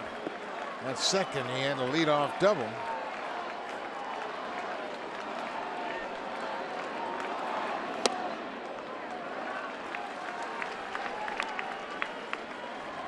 Ortiz, in franchise history, second to the great Ted Williams in home runs. 482 home runs as a Red Sox. Over 14 seasons, Ted Williams hit 521 over 19 seasons. Of course, Ted Williams missed 2 stints in the prime of his career serving the military. Those numbers would have been a lot higher. We've talked about that in the past. Hard to believe that the Minnesota Twins gave up on David Ortiz at the age of 27.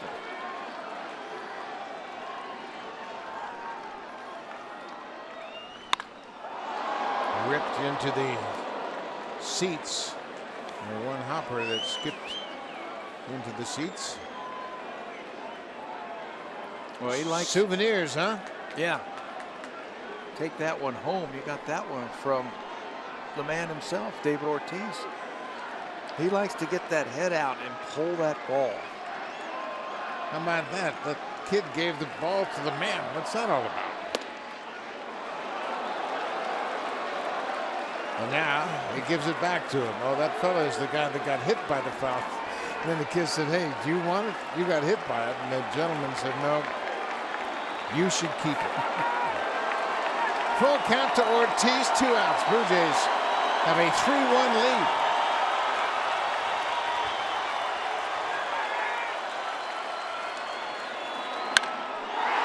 Drive to right. Bautista's back. He makes a running catch. Ortiz hit it hard, but Bautista runs it down on the warning track. Estrada gets out of the inning. Marco Estrada pitches around the leadoff double, gets a nice play in right by Bautista.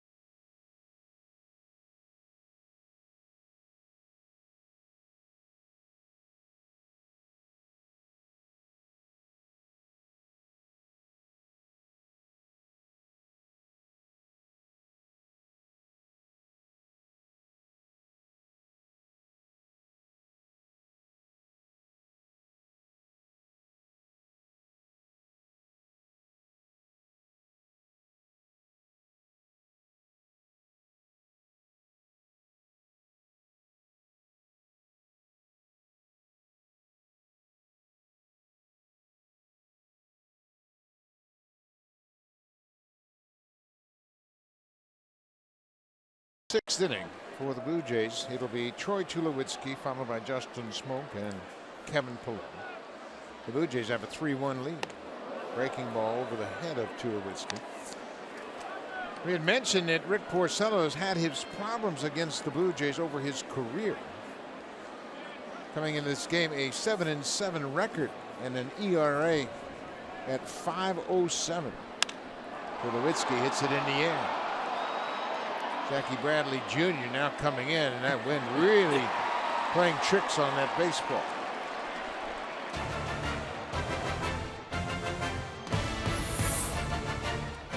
A lot has changed in 40 years, but one thing hasn't. Honda, proud fan since 1977, official vehicle of the Toronto Blue Jays.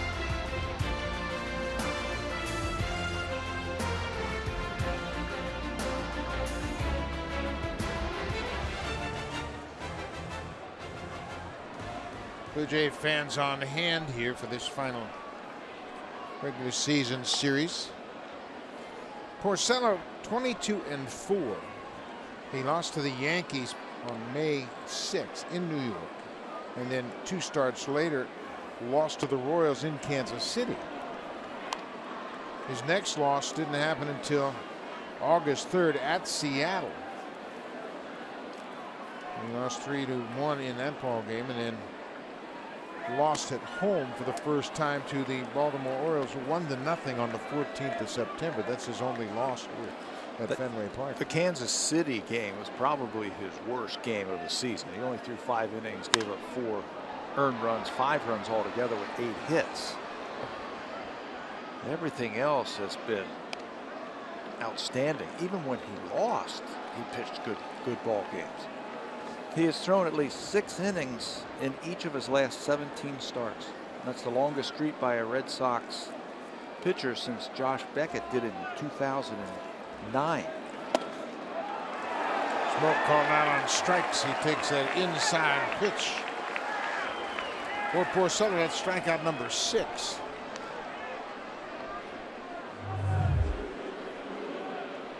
And that's going to up his total this year to 189 strikeouts.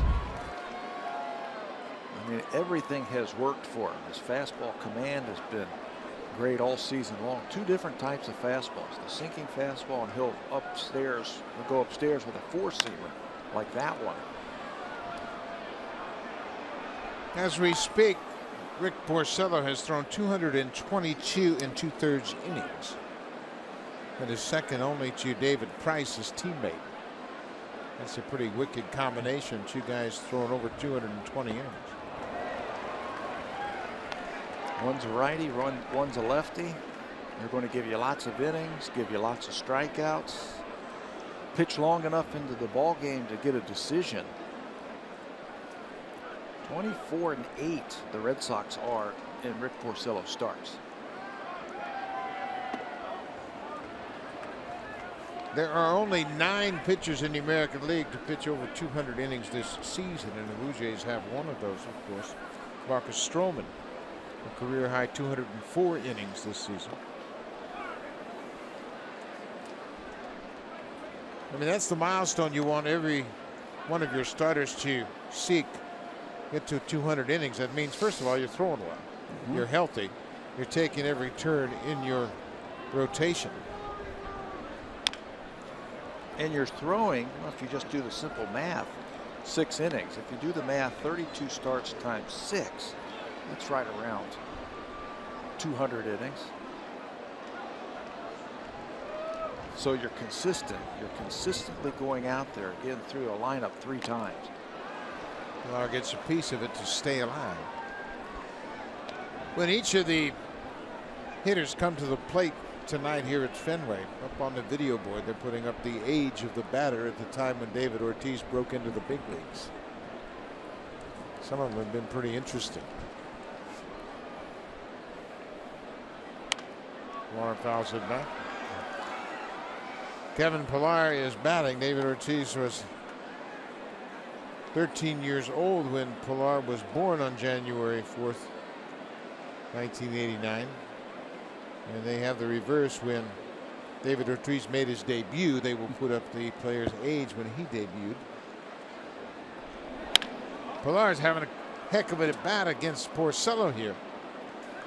Shades of that at-bat in Seattle, where they had a runner at third base. That might have been his best at-bat of the season. And unfortunately, hit a line drive and just got robbed of a hit. Probably a game-winning hit that afternoon in Seattle.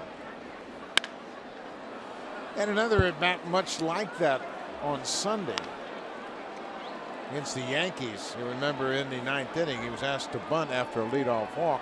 Failed in 2 bunt attempts. Got to 2 strikes and then fouled off pitch after pitch until he went down and golfed the ball into right for a base hit. That set up the winning rally in the ninth. Remember on that base hit, Mervyn Upton Jr., who had walked to start the inning, went first to third and would come in to score on the bunt base hit by Cabrera to tie it. This is the same kind of thing. This is pitch number 11 in this at bat.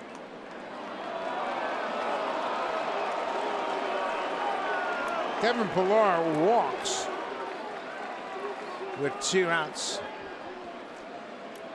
This copyrighted telecast is presented by authority of Rogers Blue Jays Baseball Partnership and may not be reproduced or retransmitted in any form. And the accounts and descriptions of this game may not be disseminated without the express written consent of Rogers Blue Jays Baseball Partnership. Joy at the ballpark, indeed. That young fan got a souvenir baseball. Well, here's the man that started the rally that allowed the Blue Jays to take the lead in the 5th. Evan Travis hit a lead-off double high off the green monster in left center. He scored on the sacrifice fly by Josh Donaldson.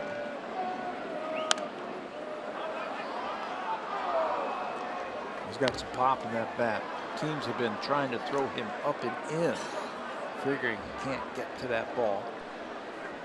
But you get it down just a little bit, you can knock it out of here. He's got 10 home runs.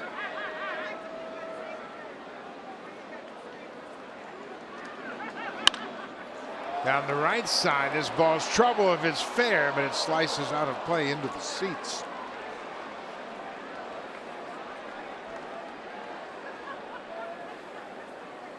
Matt Barnes, the hard-throwing right-hander, loosening up for Boston.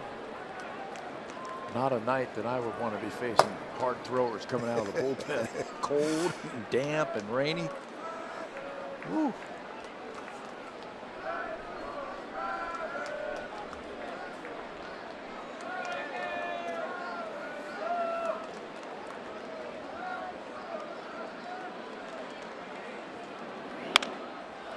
That's going to drop for a base hit. Kevin Pillar is going to challenge the arm of Mookie Betts. Here's the throw to third.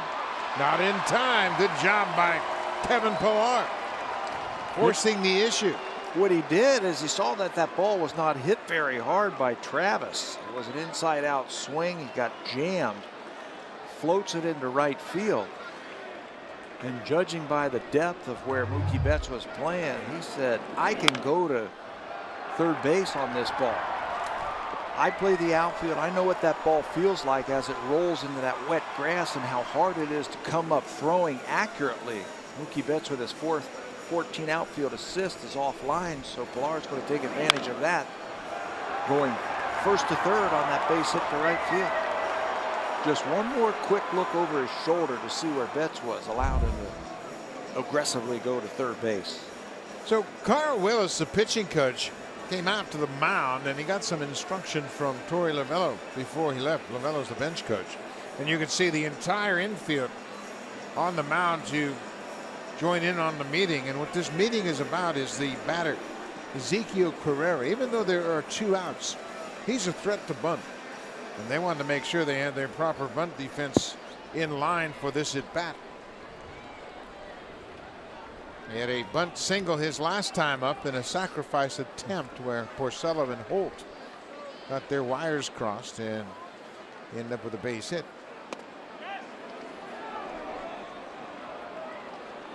He checked his swing on the first pitch. It's ball one. Well, if he wants to bunt, the best place to do it is to take it up the first base line. Dustin Pedroia, the second baseman, you can see he's playing very deep to knock down any ground ball.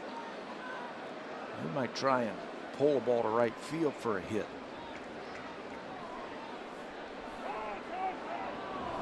Time was called by Mark Carlson, the home plate umpire, just before Porcello was set to deliver the pitch.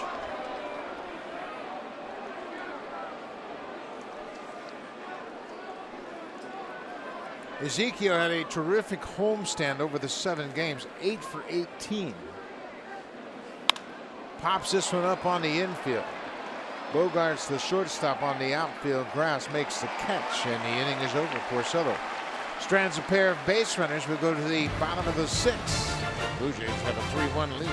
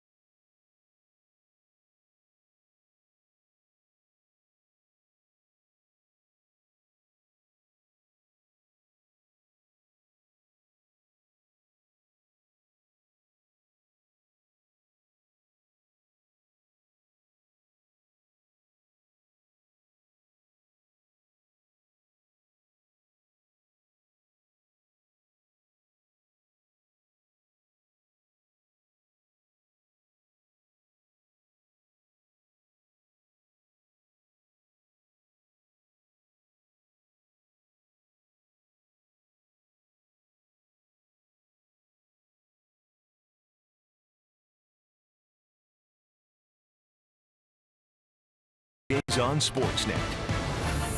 Presented by the all-new 2017 Ridgeline. A lot of things have changed, but one thing hasn't. Honda, official vehicle of the Toronto Blue Jays. Proud fan since 1977.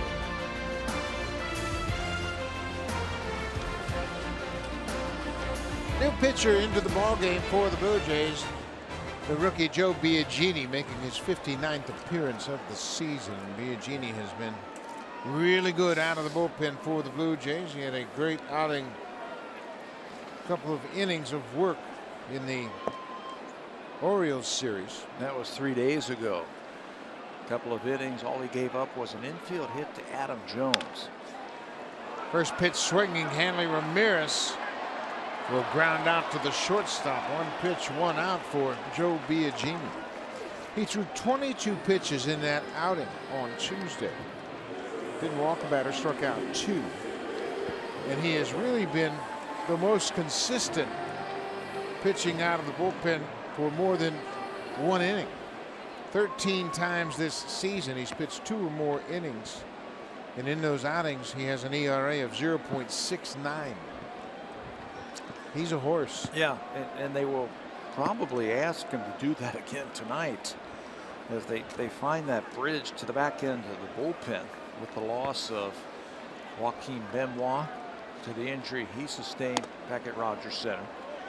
So Biagini is a big, strong guy. This is the 8th time that he has faced the Boston Red Sox this season. And he's got pretty good numbers against them. He has now thrown 9 innings. He's had 8 strikeouts.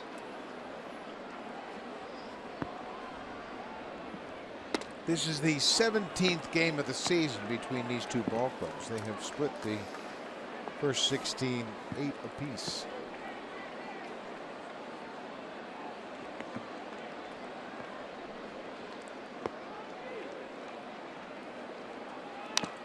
Of course, there is still the distinct possibility that 3 teams from the American League East could end up in the postseason. The Red Sox won the division. The Orioles and the Blue Jays are tied for the first wild card spot. So this just reflects how good this division is. And in the month of September, they've been beating up on each other all month. You get back in your division that last month of the season, that's when teams can sneak in while those other teams are beating up on each other. Got to hold your own in the American League East. It's a meat grinder. And there you talk about a team sneaking in. Detroit's playing the Atlanta Braves, and they have a shot at that wild card spot. 6 innings in Atlanta. They're up 5-0. And they've got Justin Verlander lined up for the game on Sunday.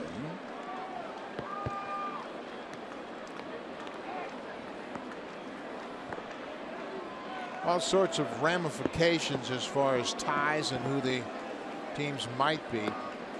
No reason to get into that until the picture becomes a little bit clearer.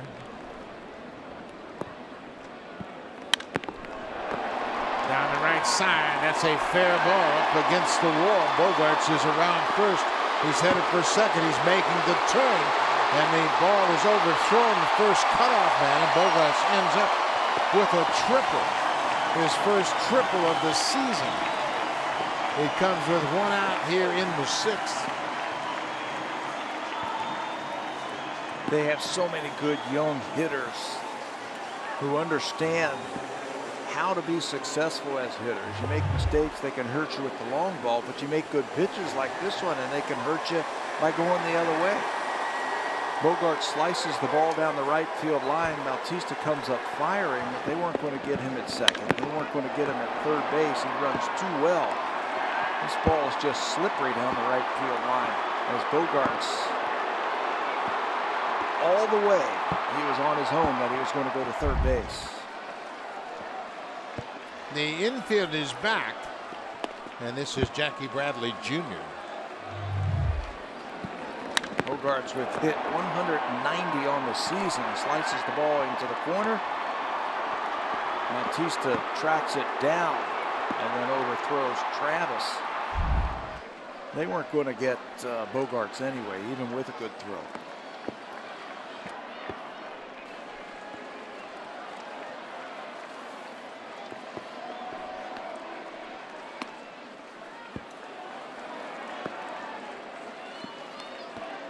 Biagini, working in 65 2/3 innings, has 59 strikeouts. Could use one right here. Runner on third base, less than 2 outs.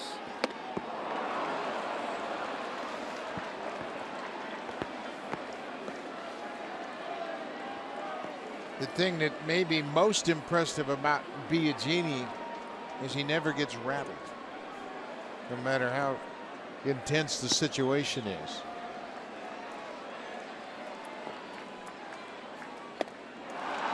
What a big pitch. He threw that cutter down and in and comes up with a big strikeout. That's his 60th strikeout of the season, and it comes at a very good time. From our vantage point, high above home plate, you can see how much that ball is moving. That cutter had a lot of movement on it. Might not have seen it. You might not have shown it or seen it from that center field camera, but up here, that had a lot of movement, and he put that one in a good spot. Jackie Bradley was not going to hit that one. Sandy Leon, the catcher.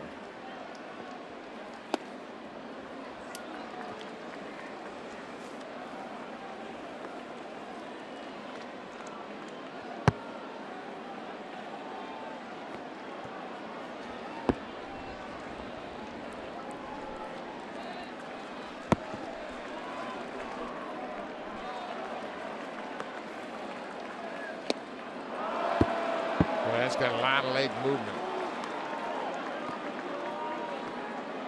Brad Ziegler, the Sidearmer loosening up now. Looks like he's standing by ready in the Red Sox bullpen. Got to save this run right here.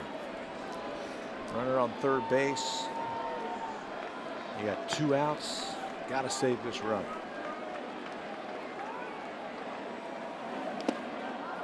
Martin might have just saved it. He did a good job. That ball looked like it skipped right off home plate, and Russell got a glove on it. Bogarts stays put at third.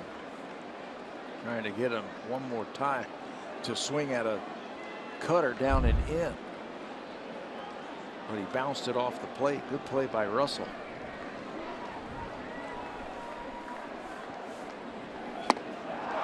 Fastball at 95. It's 2-2 now.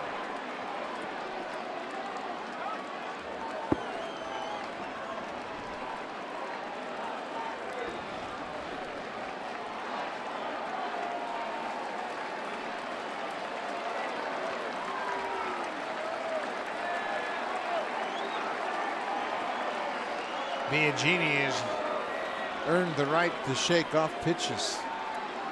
He's got a pretty good idea what he wants to do to finish off this inning.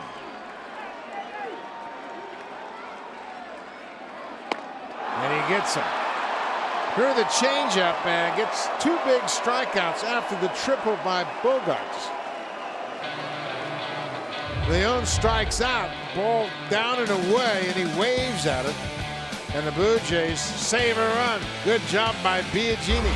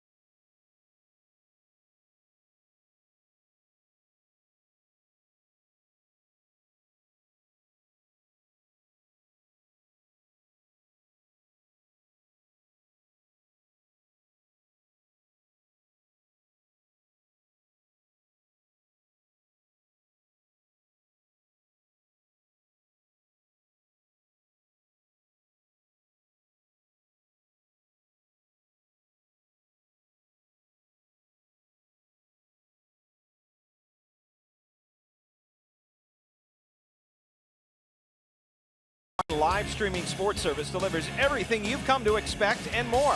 Watch every out-of-market game live in true HD on over 400 supported devices. Includes a free subscription to At Premium, the #1 app for live baseball. Blackout and other restrictions apply. Visit MLB.tv for details. Guys, with the rain picking up as it has over the last inning, I'm thinking maybe I should go over to the umps and let them know it's now an official game, and maybe we should just, end it now. What do you think? Well, if you've got that power, go ahead, big boy. Hey, I'm just thinking about the Blue Jays. You don't want anybody slipping and falling in this. You were thinking about yourself being cold down there in the rain. I'm surviving. That's exactly right. Brad Ziegler is going to come into this ball game. Last time the Blue Jays saw him back on September the 11th, they had an 8-6 lead in the 4th inning in a game that they would eventually lose 11-8 because Brad Ziegler came in and just shut everybody down. Shut down those right-handed hitters because of that sidearm motion. He threw an inning and 2/3, had 3 strikeouts. They couldn't get a hit or a base runner against him. Josh Donaldson's had a good night at the plate. A couple of singles and a sacrifice fly. Donaldson drove in the first Blue Jay run in that 3-run 5th inning.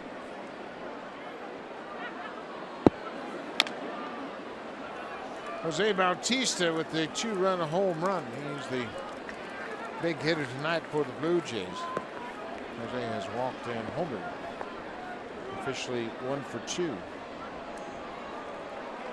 Home run number 22 for Bautista. He's picked things up here in September. He has hit some big home runs for the Blue Jays. Donaldson bounces one to third.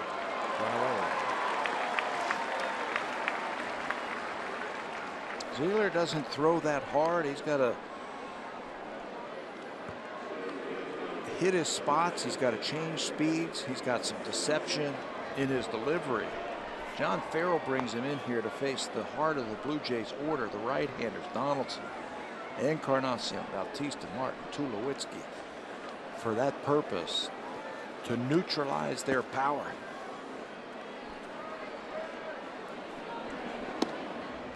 Yeah, it's quite a different look, and if you have a funky delivery like Ziegler, you can come in and cause some problems for the hitters. Get in, get out, throw a lot of strikes before they can make an adjustment. That's what he's counting on.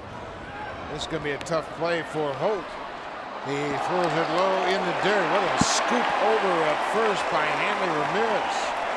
Blue Jays are probably going to have a look at this one, but Ramirez, playing in his 131st game at first base, has really become competent over there at first. He came up as an infielder, shortstop. And he played some shorts. He's played some third. Last year was a disaster for him out in left field, but at first base, getting better and better and better. That's a fine play for the second out.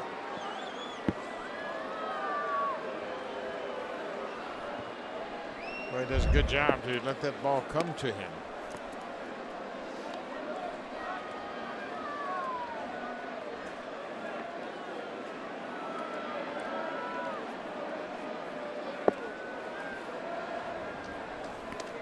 Bautista waves at that big sweeping slider. Jose with the home run. He's the difference in this ball game. With his 4th career home run against Rick Porcello. His 24th career home run here at Fenway Park. Little chopper, another tough play. Not going to make it this time. Bautista gets a 2-out infield hit. That's 3 straight balls to the third baseman, tapped by the left-handed hitters. You bring Ziegler in here because righties are only hitting .206 against him, and he's given up 1 home run this year. Blue Jay powers from the right side. He can't get the ball in the air. That sidearm delivery with the sink. That time, Jose's going to get an infield hit. 3rd time that he's been on base tonight.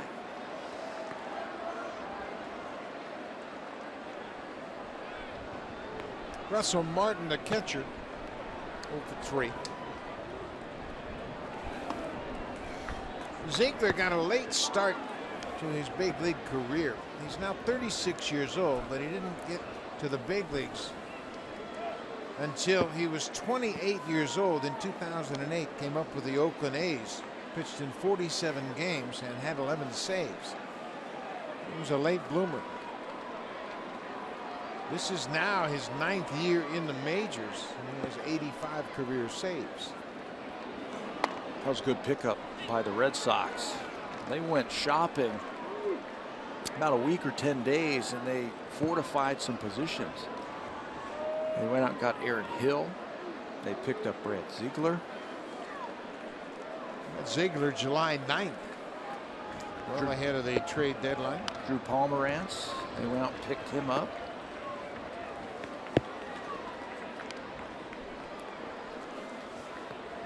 Dave Dombrowski, that's the general manager right there of the Boston Red Sox. He knew what his team wanted. He's the kind of guy that when he makes up his mind and he has an idea, you're not stopping him. He's going to go for it.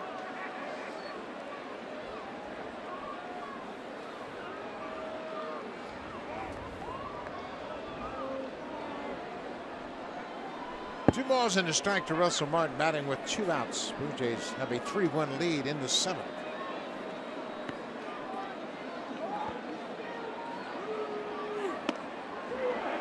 Strike 2.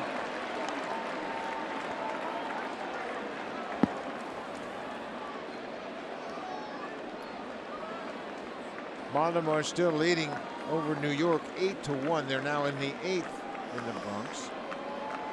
Detroit leading over Atlanta 5-0 in the 7th. Martin takes it outside. It's a full count. Bautista at first base will be off on the pitch. If Martin can get on base, Tulowitzki would hit.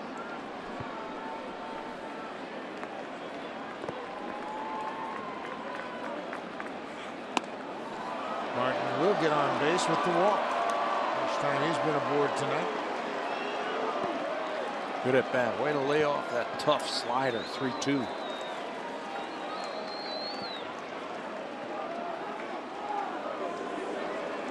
Blue Jays with 3 walks tonight. Troy Tulowitzki will come to the plate. He singled in the 4th. Had a 1-out single. He's 1 for 3 tonight. Well, it'd be nice to get a few more runs. Bautista at second. Martin at first. Add-on runs. That's something that the Blue Jays have been missing in the month of September. Those add-on runs or those clutch hits, hitting with runners in scoring position late in the game. Here's a great opportunity. If he's going to get one of those sliders down and away, shoot that ball into the corner in right field. Yeah, this really matches up to the way Tulowitzki's been swinging the bat lately. Everything is down and away, so you stay back, trust your swing, and shoot him into right. Rick Porcello threw a lot of slow breaking balls to Tulowitzki tonight. A lot of them. He has seen his fair share tonight, and he's going to get his fair share from Ziegler.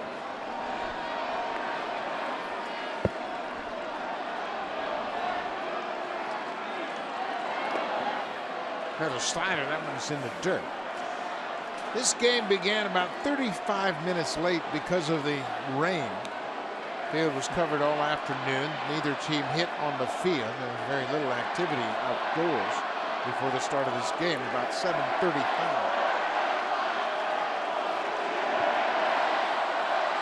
Blue Jay fans and the Red Sox fans are heating up now.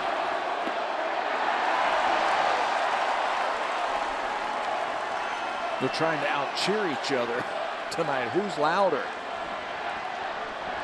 Tell you what, if Tulo gets a hit here, the Blue Jay fans are going to be louder.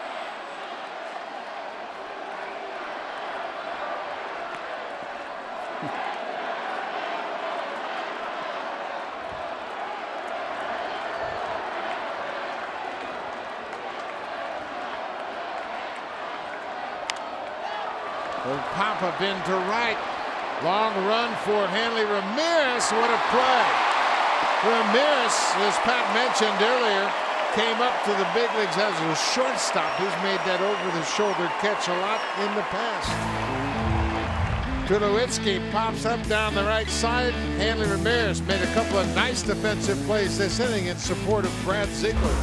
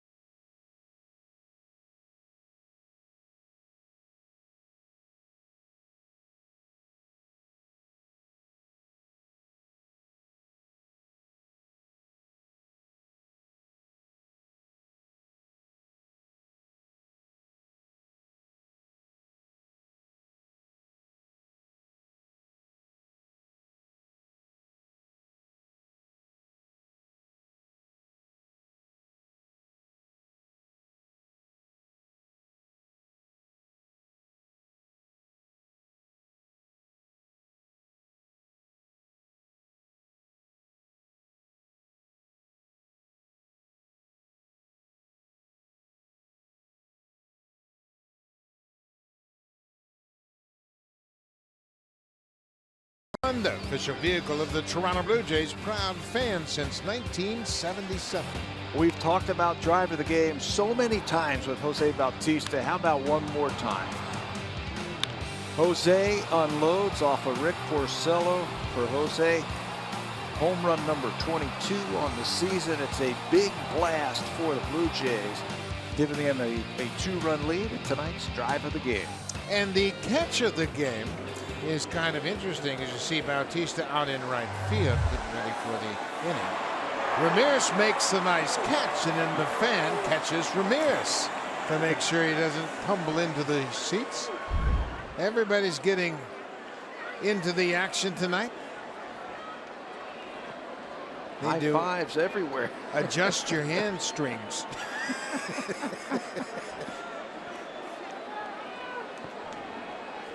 Joe Biagini for his second inning of relief will work to the number 9 hitter, Andrew Benintendi. Benintendi has popped out and grounded out.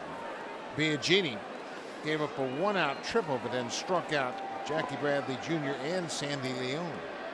That ball is driven into right, and it's going to get down, and Bautista will try to cut it off. He does, but Benintendi will get to second with a leadoff stand-up double. Was check in by Jamie Campbell.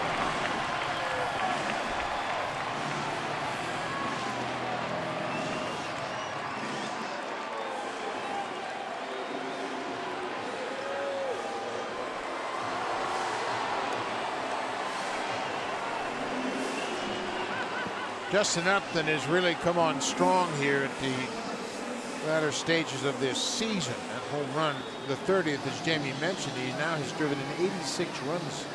They have a deep lineup. Oh, very deep. Blue Jays bullpen is up once again. Brett Cecil's up. They've done a good job, the Blue Jays, tonight, stranding runners by the Red Sox. They had a leadoff single in the 3rd inning, didn't score. Leadoff walk in the 4th inning, and a single in that inning, didn't score. Leadoff double by Pedroia, the guy hitting now in the 5th, and he was stranding. A 1-out triple last inning, and now here's another leadoff double.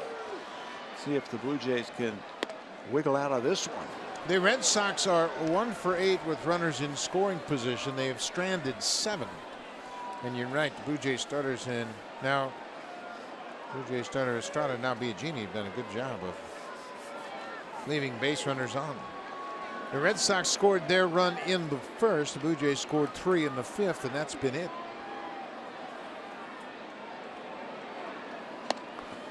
These games lately reminiscent of what you'll see in the postseason.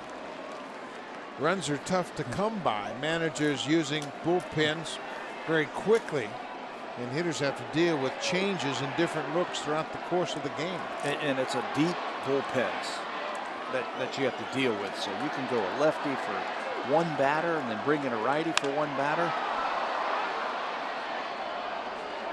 Blue Jays, I think, are playing now like there's no tomorrow. You have to play it. You got 3 innings. You got to play it batter by batter by batter. You're going to see Brett Cecil, possibly against Holt, definitely against Ortiz.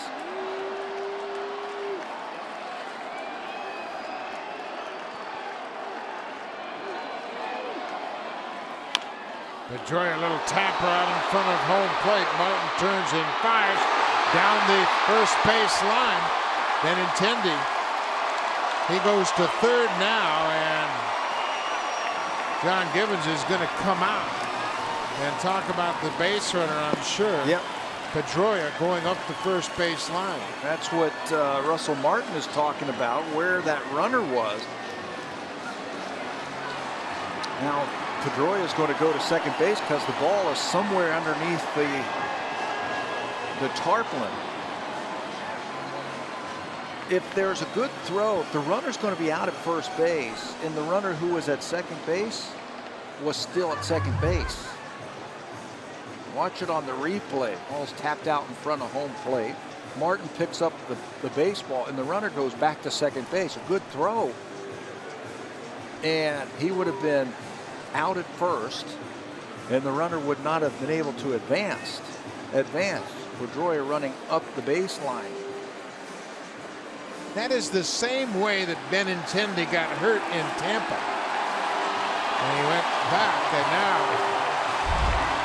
they're sending Benintendi home because the ball got lodged. A throw from the infield, and the base runner gets 2 bases when it's thrown out of play, and that's what happened. That's why Benintendi comes home. So he comes home from second. It's 2 bases. And now John Gibbons is reminding his infield, hey, there's a possibility of a bunt here. So Benintendi comes home on the overthrow by Martin. Pedroia ends up at second on the air, and the ball that's lodged out of play results in 2 bases for the base runner. And you can see the home plate umpire, Mark Carlson, saying, in my view, he was not interfering. He was going up the line. And that's unfortunate right there. Devin Travis does the right thing. He doesn't try and dig that ball out. He just says out of play. It's a base hit for Pedroia, his 3rd hit of the night. Brock Holt, not showing bunt, swings away on the first pitch. This Red Sox team, if you had any thoughts that they weren't thinking about playing hard in this series, you could forget that.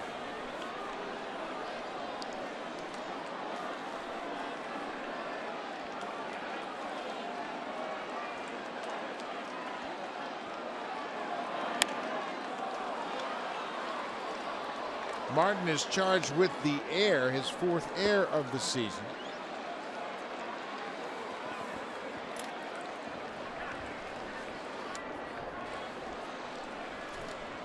It's a 3-2 Blue Jays lead.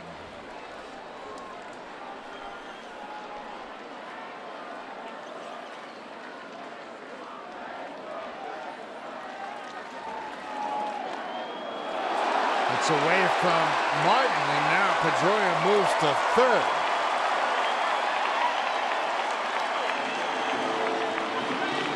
Red Sox scored their first run on a wild pitch. After a walk, Holt was wild pitch to second base, scored on David Ortiz's single. Now a changeup in the dirt. It's by Martin. That allows Pedroia to move up, and now the infield has to come in. Nobody out. Pedroia at 3rd. Gets a piece of it and fouls it off at home plate. The infield playing right on the edge of the grass. Remember, it's been raining basically all night, so the grass has got to be wet. Infielders are going to have a challenge of making the transfer and making a good throw. Pedroia is probably playing make it go through, don't you think? Where they are in the lineup, I think nobody out. Mookie Betts is next. You got 2 MVP candidates coming up. You're not going to be running into an out. Tulowitzki makes the play, throws out Holt, and you were right. Pedroia was not running. He was holding to play the ball through. Brian Butterfield, a longtime Blue Jays coach, coaching at 3rd for the Red Sox. Now they're talking about their options here with Mookie Betts batting. And he will look at the infield. Butterfield will. And you might take a chance here. I'll tell you why. You take a chance that the infielders, aren't going to make the play cleanly. But if he's thrown out at first base, Mookie Betts, at the plate, Mookie Betts is at first base, and he's a threat to steal. So you might take your chance here to try and steal a run. That's a great point. You send Pedroia on contact, and if he is thrown out at the plate, you got Betts at first who can steal. Or score easily on an extra base hit because of Ortiz. So heads up. Academic. Mookie Betts ties it up. An RBI single right up the middle. Betts, 113 RBIs for the MVP candidate.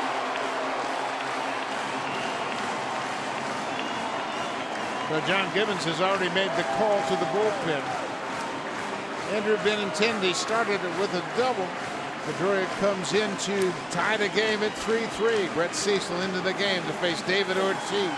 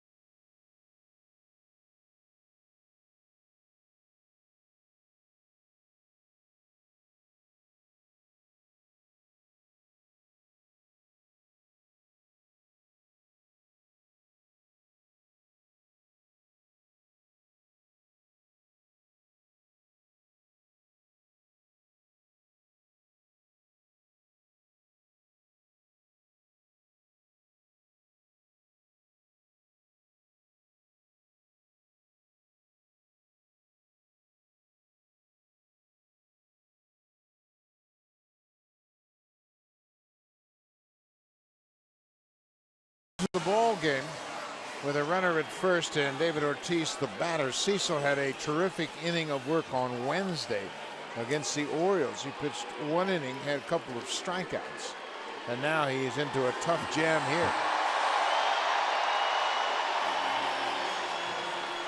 Well, it's not like he doesn't know who's coming up.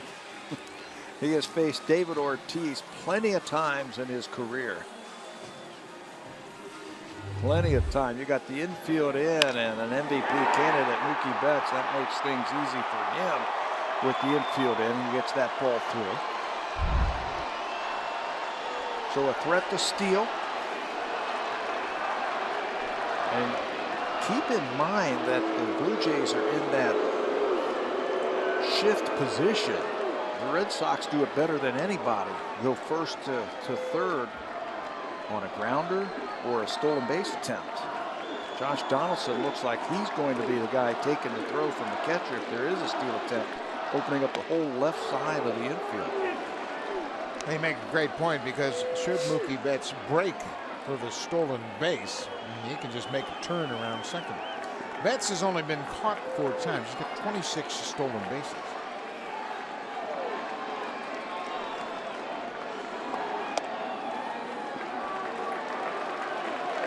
Red wants a different baseball. It's 2-0 to Ortiz. Ortiz hit a rocket his last time up in the 5th. Drove Bautista all the way to the warning track in front of the Blue Jays bullpen in right.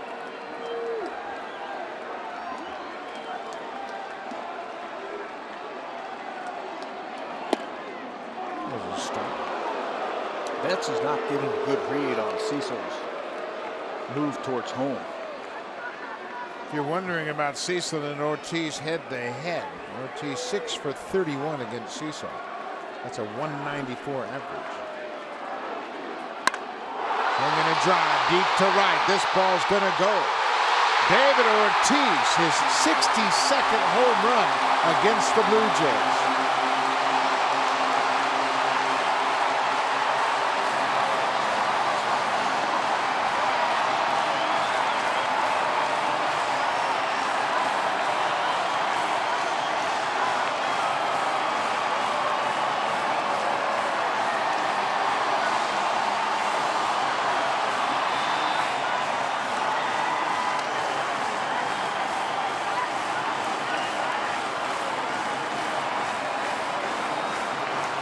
He hit his first home run on September 14th, 1997.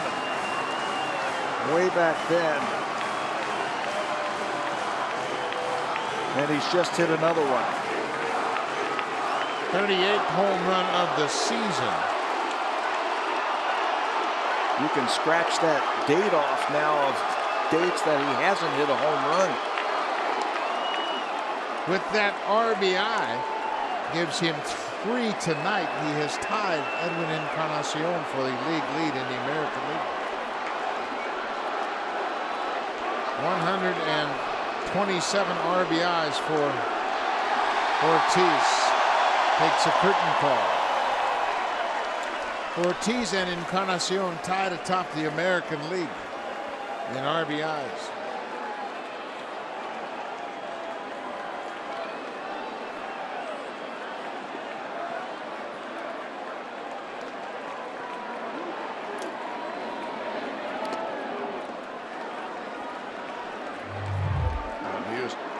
Something inside that he could turn on, and he turns on that one. Home run number 38 for Ortiz. That's 30 home runs hit the right field this season. 30 of his 38 home runs, he likes to get the head out and pull to right field.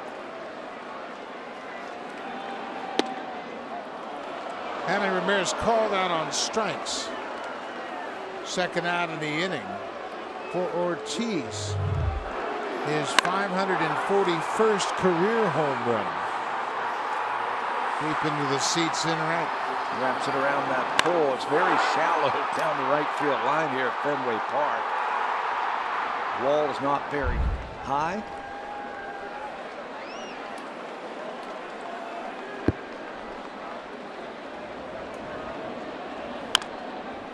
Xander Bogaerts He tripled off Joe Biagini into 6, but was stranded at 3rd.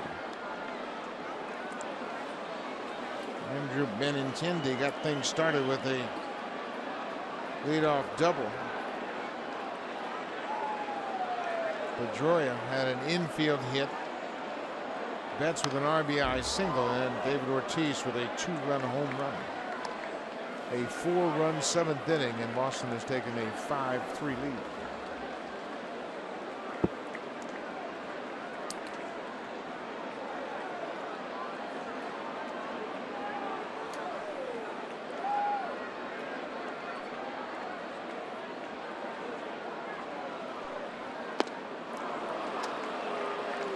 Betts strikes out. The inning is over, but the Red Sox, with 4 runs in the bottom of the 2nd, have taken a 5-3 lead. Koji Uehara coming out of the Red Sox bullpen. David Ortiz with his 38th home run, and the Red Sox are up.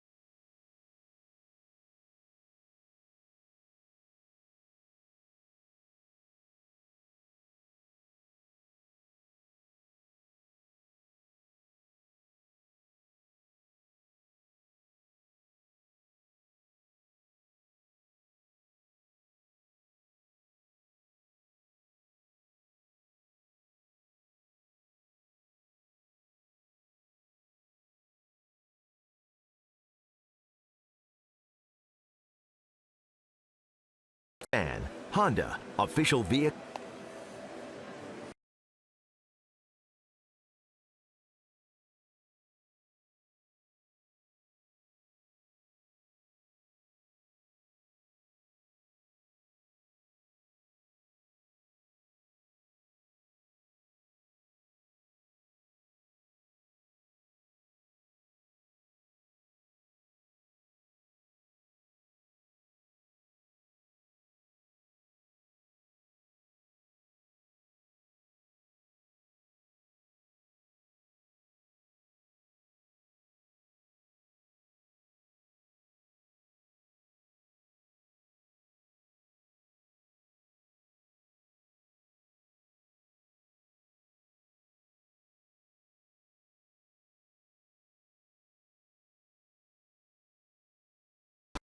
The all-new 2017 Ridgeline, our newest vehicle and their newest van. Honda, official vehicle of the Toronto Blue Jays. This is David Ortiz weekend, and he didn't disappoint the fans here at Fenway Park. He had a 2-run home run off of Brett Cecil to give the Red Sox a 5-3 lead. This is his final regular season series of his career, as he will take it to the house after this season. Koji Uehara, making his 50th appearance of the season, comes in to start the top half of the 8th. He was just reinstated from the disabled list on September the 5th. He was scoreless inning last Wednesday. It's 17 holds now for Uehara, who used to be a closer. Uehara first came over from Japan with the Baltimore Orioles, and he was a starter. He had trouble with his legs. He just couldn't stand up to the rigors of starting, and he made the adjustment.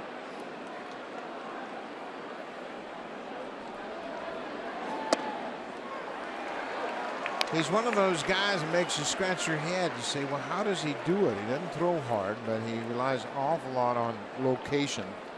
Fastball splitter. And he's got a great splitter. You might see it. Smoke hits it to the outfield. Pedroia is there, and 1 down for the Blue Jays.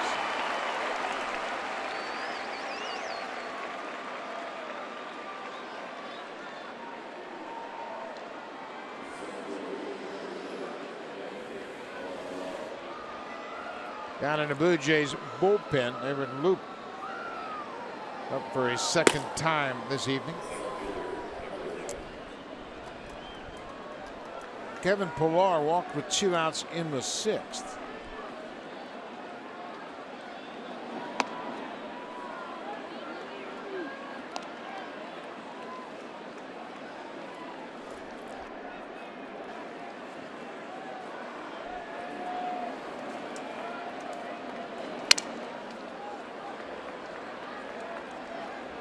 Pillar needs another bat. He broke his bat.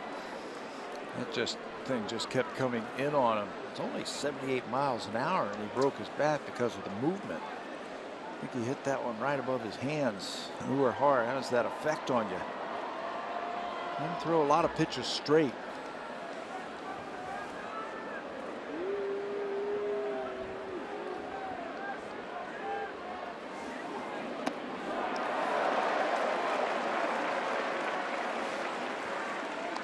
He's one of those guys you just say, okay, let me get this guy. He doesn't throw hard. There's nothing really overmatched.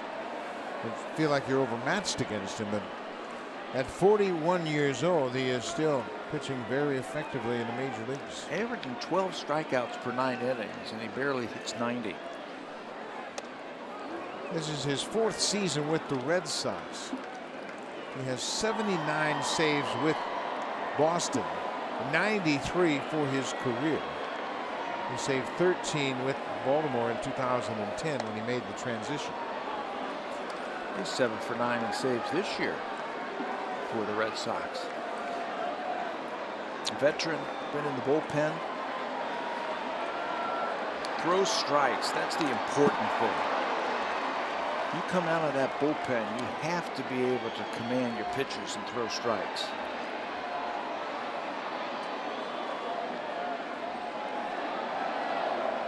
O'Hara been into 26 save situations this season. You see his numbers. 386 games. O'Hara wanted that one. He was walking off the mound as he expected to be strike 3, but Pillar takes his second walk of the game. Devin Travis, the number 9 hitters, had a couple of hits tonight. He doubled and scored in the 5th. He singled in the 6th.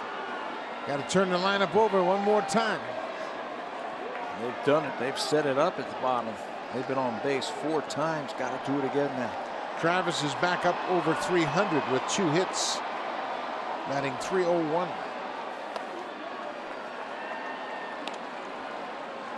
This is a real gut check for the Blue Jays.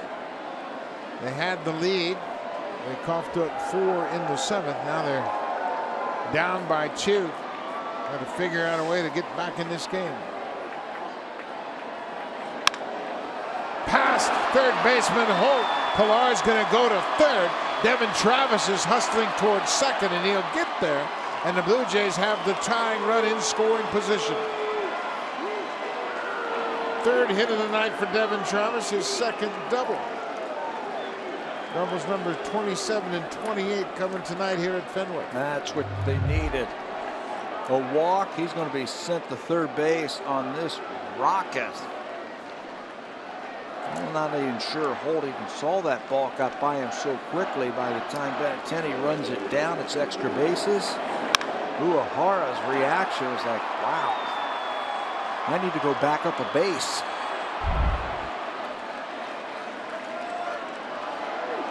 So Ezekiel Carrera, another 2-hit game for him tonight. Just 1 out. Carrera goes after the first pitch and pops it up. Bogarts, the shortstop, waits on it and makes the catch. Carrera's been swinging such a hot bat. Can't really blame him for going after that first pitch. No, he had 2 runners on base last time up, 1st and 3rd, and popped out to the shortstop. 2 runners on here and popped out to the shortstop. Now it's up to Josh Donaldson. Well, Josh has had a big night at the plate. Couple of hits, a sac fly, grounded out his last time up. That was against Ziegler. He gets a look at Uehara. Donaldson, for his career, just 1 for 11 against Uehara. But that 1 hit was a home run. Base hit right now will tie it.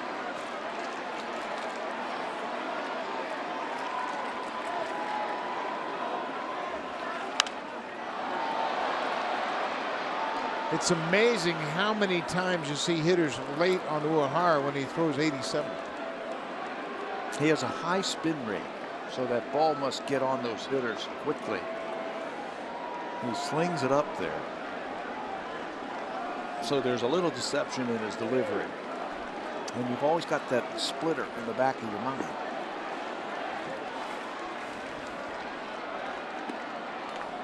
Bautista homered in the 5th, a 2-run shot. Ortiz homered in the 7th, also a 2-run home run. For the season, the Blue Jays have out-homered the Red Sox in their head-to-head matchups, 24-14. Where the Red Sox really hold the advantage, it's in the doubles. Coming into tonight's game, they had 45 doubles to the Blue Jays 14.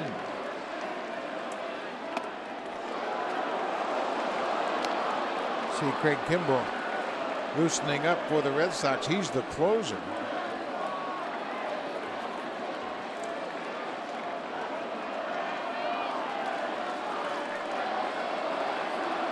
Two and one to Donaldson.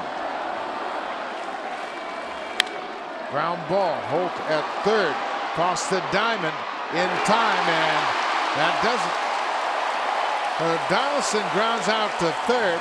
Strong throw by Brock Holt ends the inning. Koji Uehara gets through the 8th inning. And Uehara loves the defense. Donaldson hit it hard, but right to the third baseman. Now time for Blue Jays Cincinnati.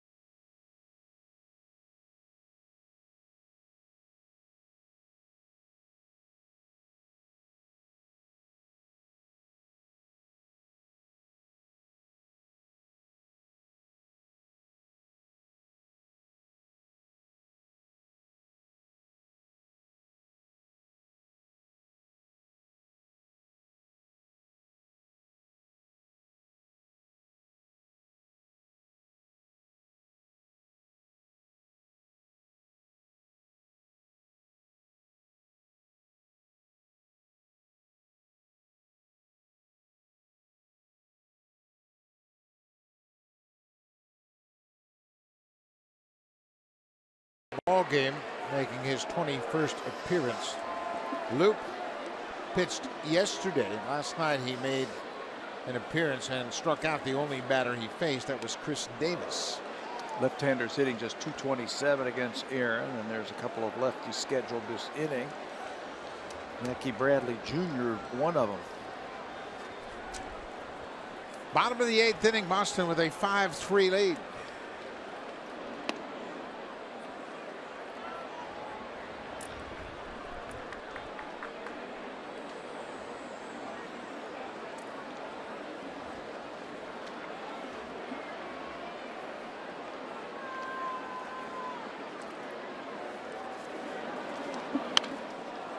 Loop ahead, 1-2.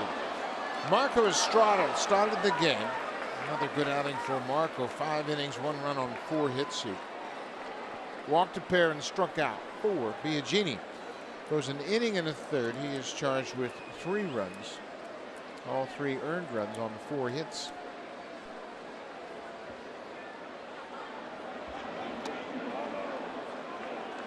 No swing according to the third base umpire, Brian Gorman.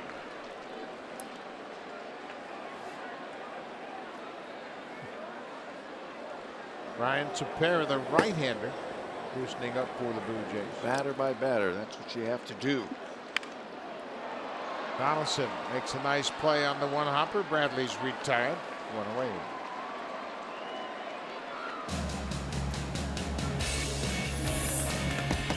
Swing for the fences and save during the DIY Expert Sale. Only at Home Building Center and Home Hardware Building Center.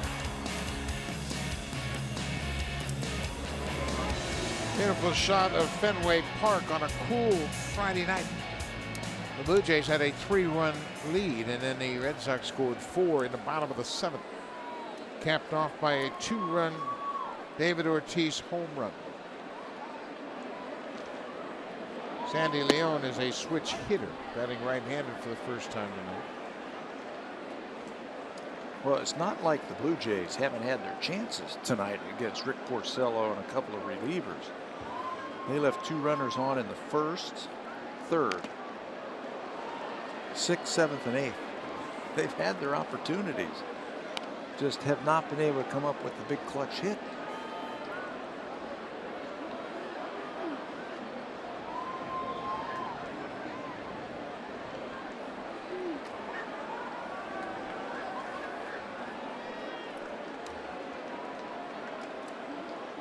Oh, 2.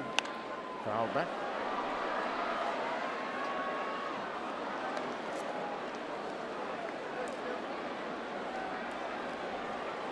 Evan Encarnacion has gone 0 for 4 tonight.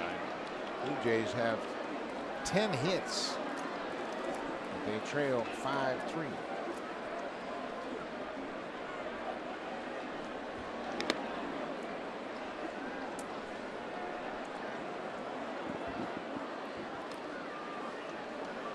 Jose Bautista homered to give the Blue Jays a 3-1 lead in the 5th. Jose's had a couple of hits tonight. He's 2 for 3 with a walk.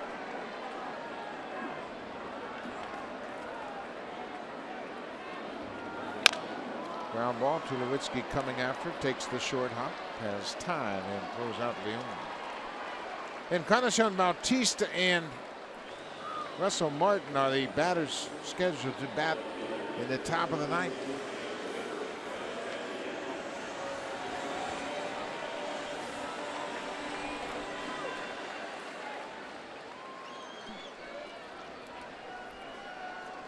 They'll get Craig Kimbrell. Kimbrell was loosening up at the end of the 8th inning.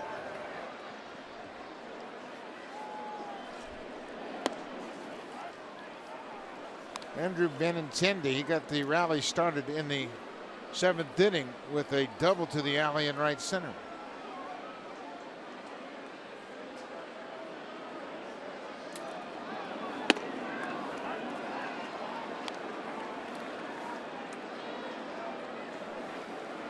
Blue Jays have committed 2 more errors tonight. Error in the 2nd didn't factor in. The error in the 7th by Russell Martin certainly contributing to that 4-run inning. Russell picked up a little squibber out in front of home off the bat of Dustin Pedroia and threw wide of first. It was ruled a base hit for Pedroia. It was going to be a bang-bang play at first. And Russell's throw went down the right field line, got stuck under the tarp. And the runner who was at second base was not going to advance on that play, and he ended up scoring after the ball got stuck underneath the tarp. Russell was charged with the error, and it's 2-base error. Set up the inning, scored a run, capped off by the home run by Ortiz.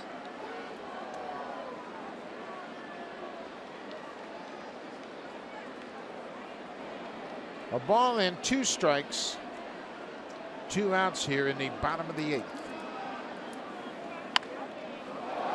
Excuse me, Tapper, Donaldson, a do-or-die situation.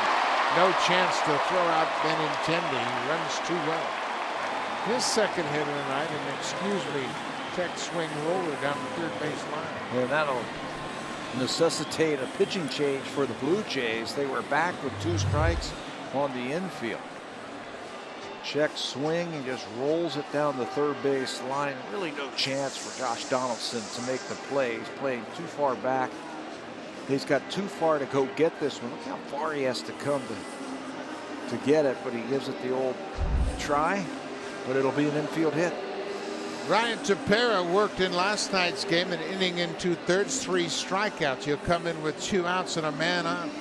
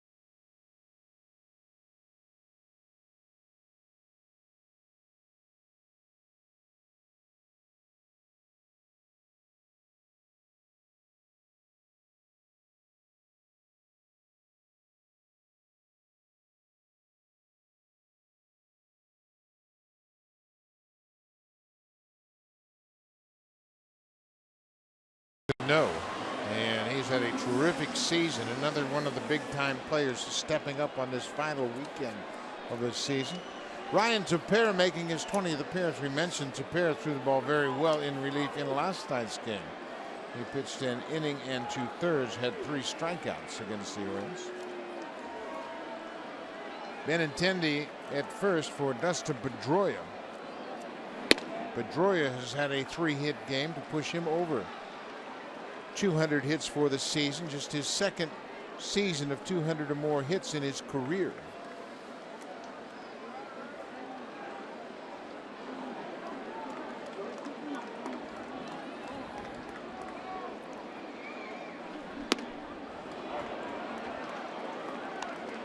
He's a tough out too. He led off the game for the Red Sox by striking out on a questionable call. In his mind, it looked like a strike. Arguing all the way as he left home plate. Well, they haven't been able to get him out since then.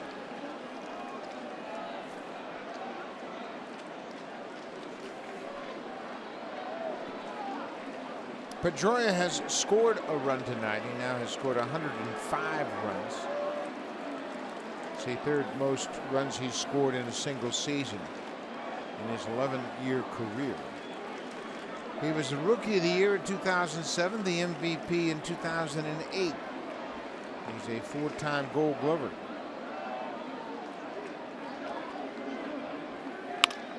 Pokes this one towards second. Travis has it. That'll end the inning. Tepera comes out to close out the Red Sox in the 8th. Craig Kimbrell will come on to try to close things out. He'll have to deal with the best the Blue Jays have to offer in Encarnacion, Bautista, and Martin.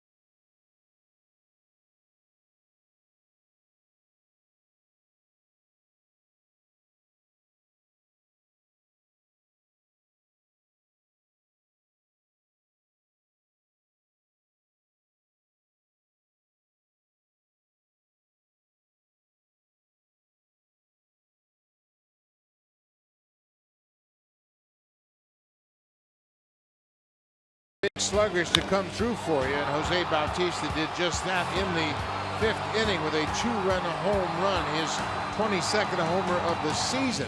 And then the Red Sox big bomber David Ortiz hits his 2-run home run in the 7th to give the Red Sox a 5-3 lead for Ortiz. His 38th home run. He's had a 3 RBI night, and with that he has tied Edwin Encarnacion for the American League lead in RBI. It's called The Stars, coming out in September. The Stars will carry you, and they are carrying both of these teams tonight. Here's another one. Craig Kimbrell, the closer for the Boston Red Sox. This is the 8th time that he has faced the Blue Jays this season. He's 5 for 6 in save opportunities. He's had 11 strikeouts in 7 innings against the Blue Jays. Blue Jays need to get a base runner. They're down by 2.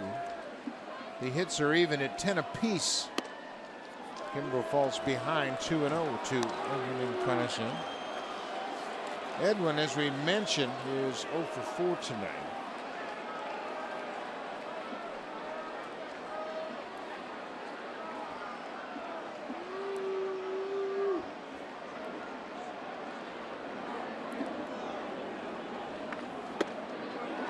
Edwin taking all the way, takes strike 1. It's 2 balls and a strike. Edwin is 1 for 7 against Kimbrell. Bautista on deck is 1 for 6 against the Red Sox closer. But they put a blown save on him on the 28th of May in that 10-9 Blue Jays win at Rogers Center.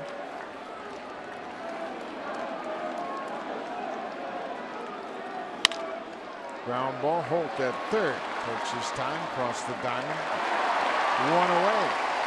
Now for a preview of what's coming up next on Sportsnet Central. Here's Ken Reed and Ivanka Osmo.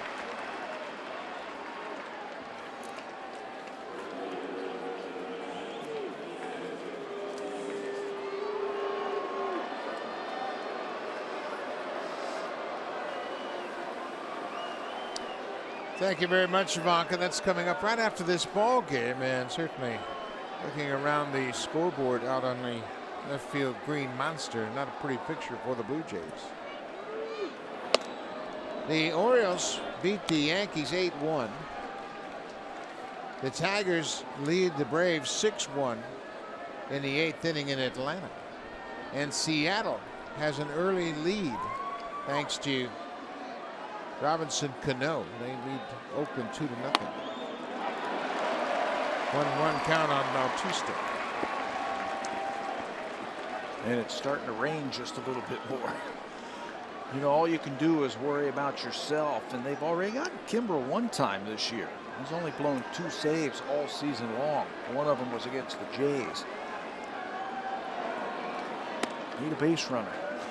He blew his 2nd save on Wednesday. That was in New York.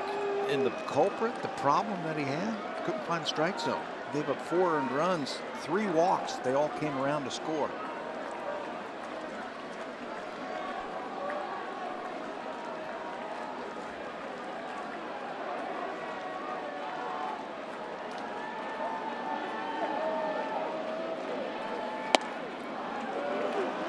Three and 1. Russell Martin is on deck. Bautista's been on base 3 times tonight.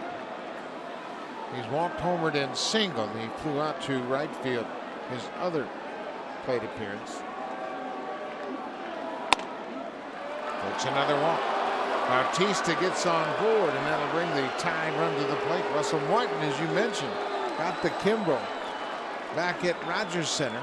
And a big double against Kimbrell in that comeback win as the Blue Jays scored 2 in the bottom of the 9th to win it.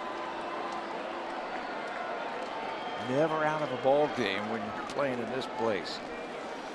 Just a long fly ball to left field can tie it up.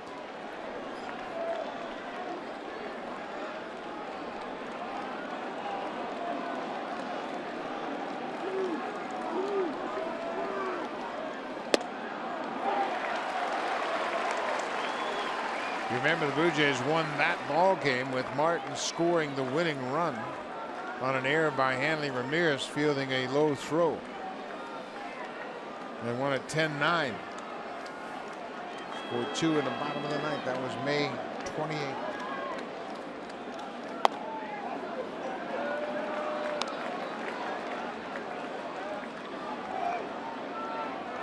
Russell got that double with 2 outs. Laser, left center. I mean, he got the head out on a low fastball.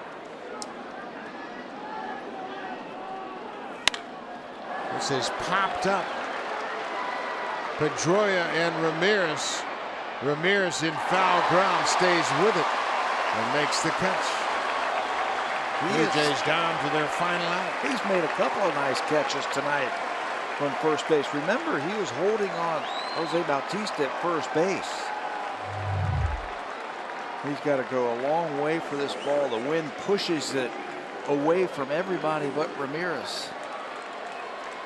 And exclamation point as he finishes off that play.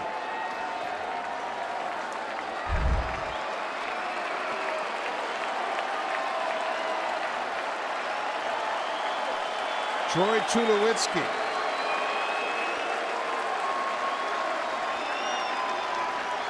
Troy is 1 for 4 tonight.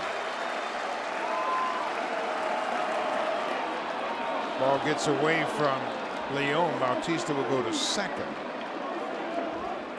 He's not the run that matters. The run that matters is at home. Get him on. Leon Navarro's picked up a bat. He's on the on-deck circle. Tulo's got to find his way on. Give Navarro a chance.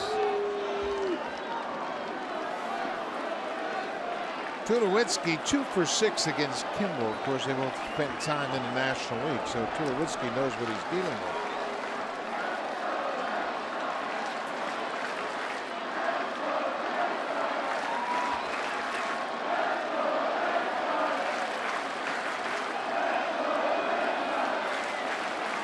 Tulowitzki has never hit a home run here at Fenway Park. Wouldn't this be a nice time for his first? Ortiz homered tonight. Bautista's homered tonight.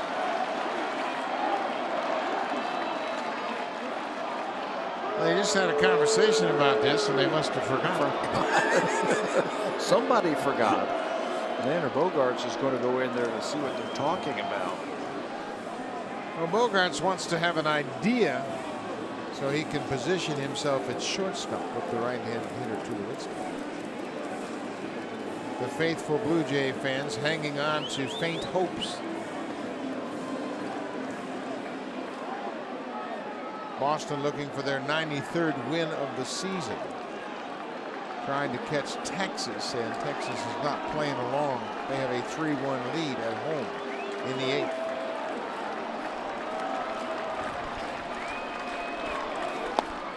Hard breaking ball. Simple approach from Kimball. He throws a hard fastball and a hard curveball. Everything is firm. Upper 90s with that fastball when he's on. Do you sell out here if you're Tulowitzki 2-0? Cheat to the heater? Cheat to the fastball.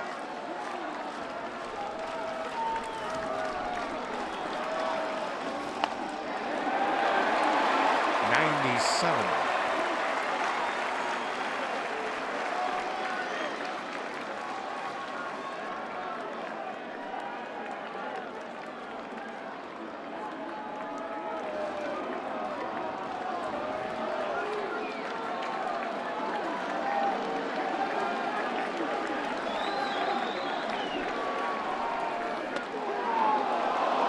Curveball went around the inside corner. Remember, Deanna Navarro is on deck.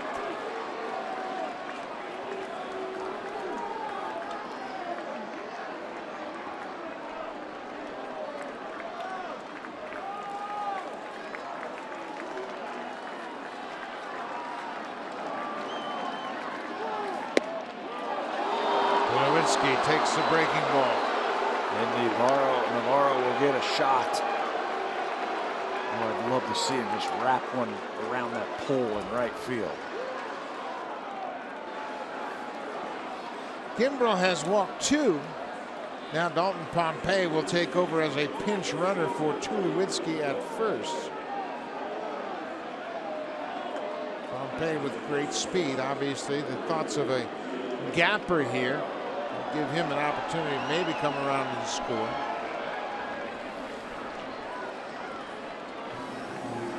Navarro is pinch hitting for Justin Smoak, the first baseman.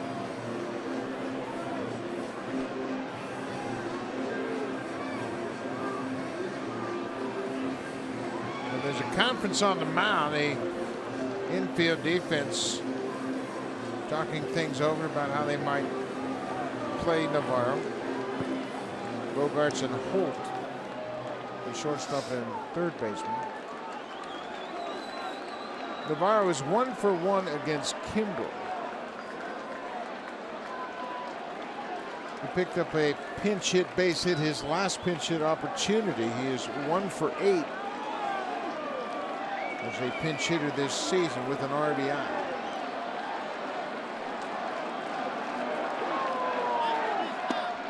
First pitch breaking ball.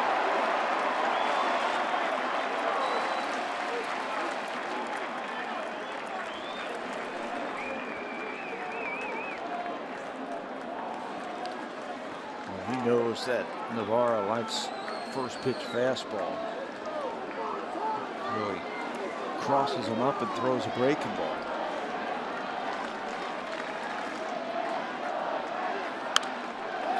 Now back 97. Kimbrel's ahead 0-2.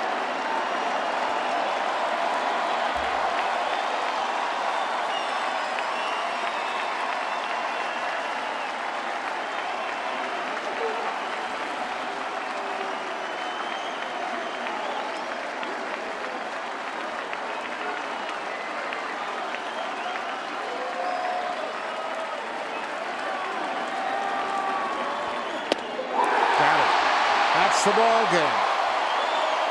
Boston wins the first of 3 here at Fenway Park. And they struck late, 4 runs in the 7th, capped off by a David Ortiz home run. He had a 3 RBI night, and he is now up to 127 RBIs. He has tied Edwin Encarnacion for the lead in the American League. It's been a theme for the Blue Jays over the last week or so. They get the lead early on. They can't hold it. They lose it late. They only scored in 1 inning tonight. They scored the 3 runs in the 5 innings. Red Sox were able to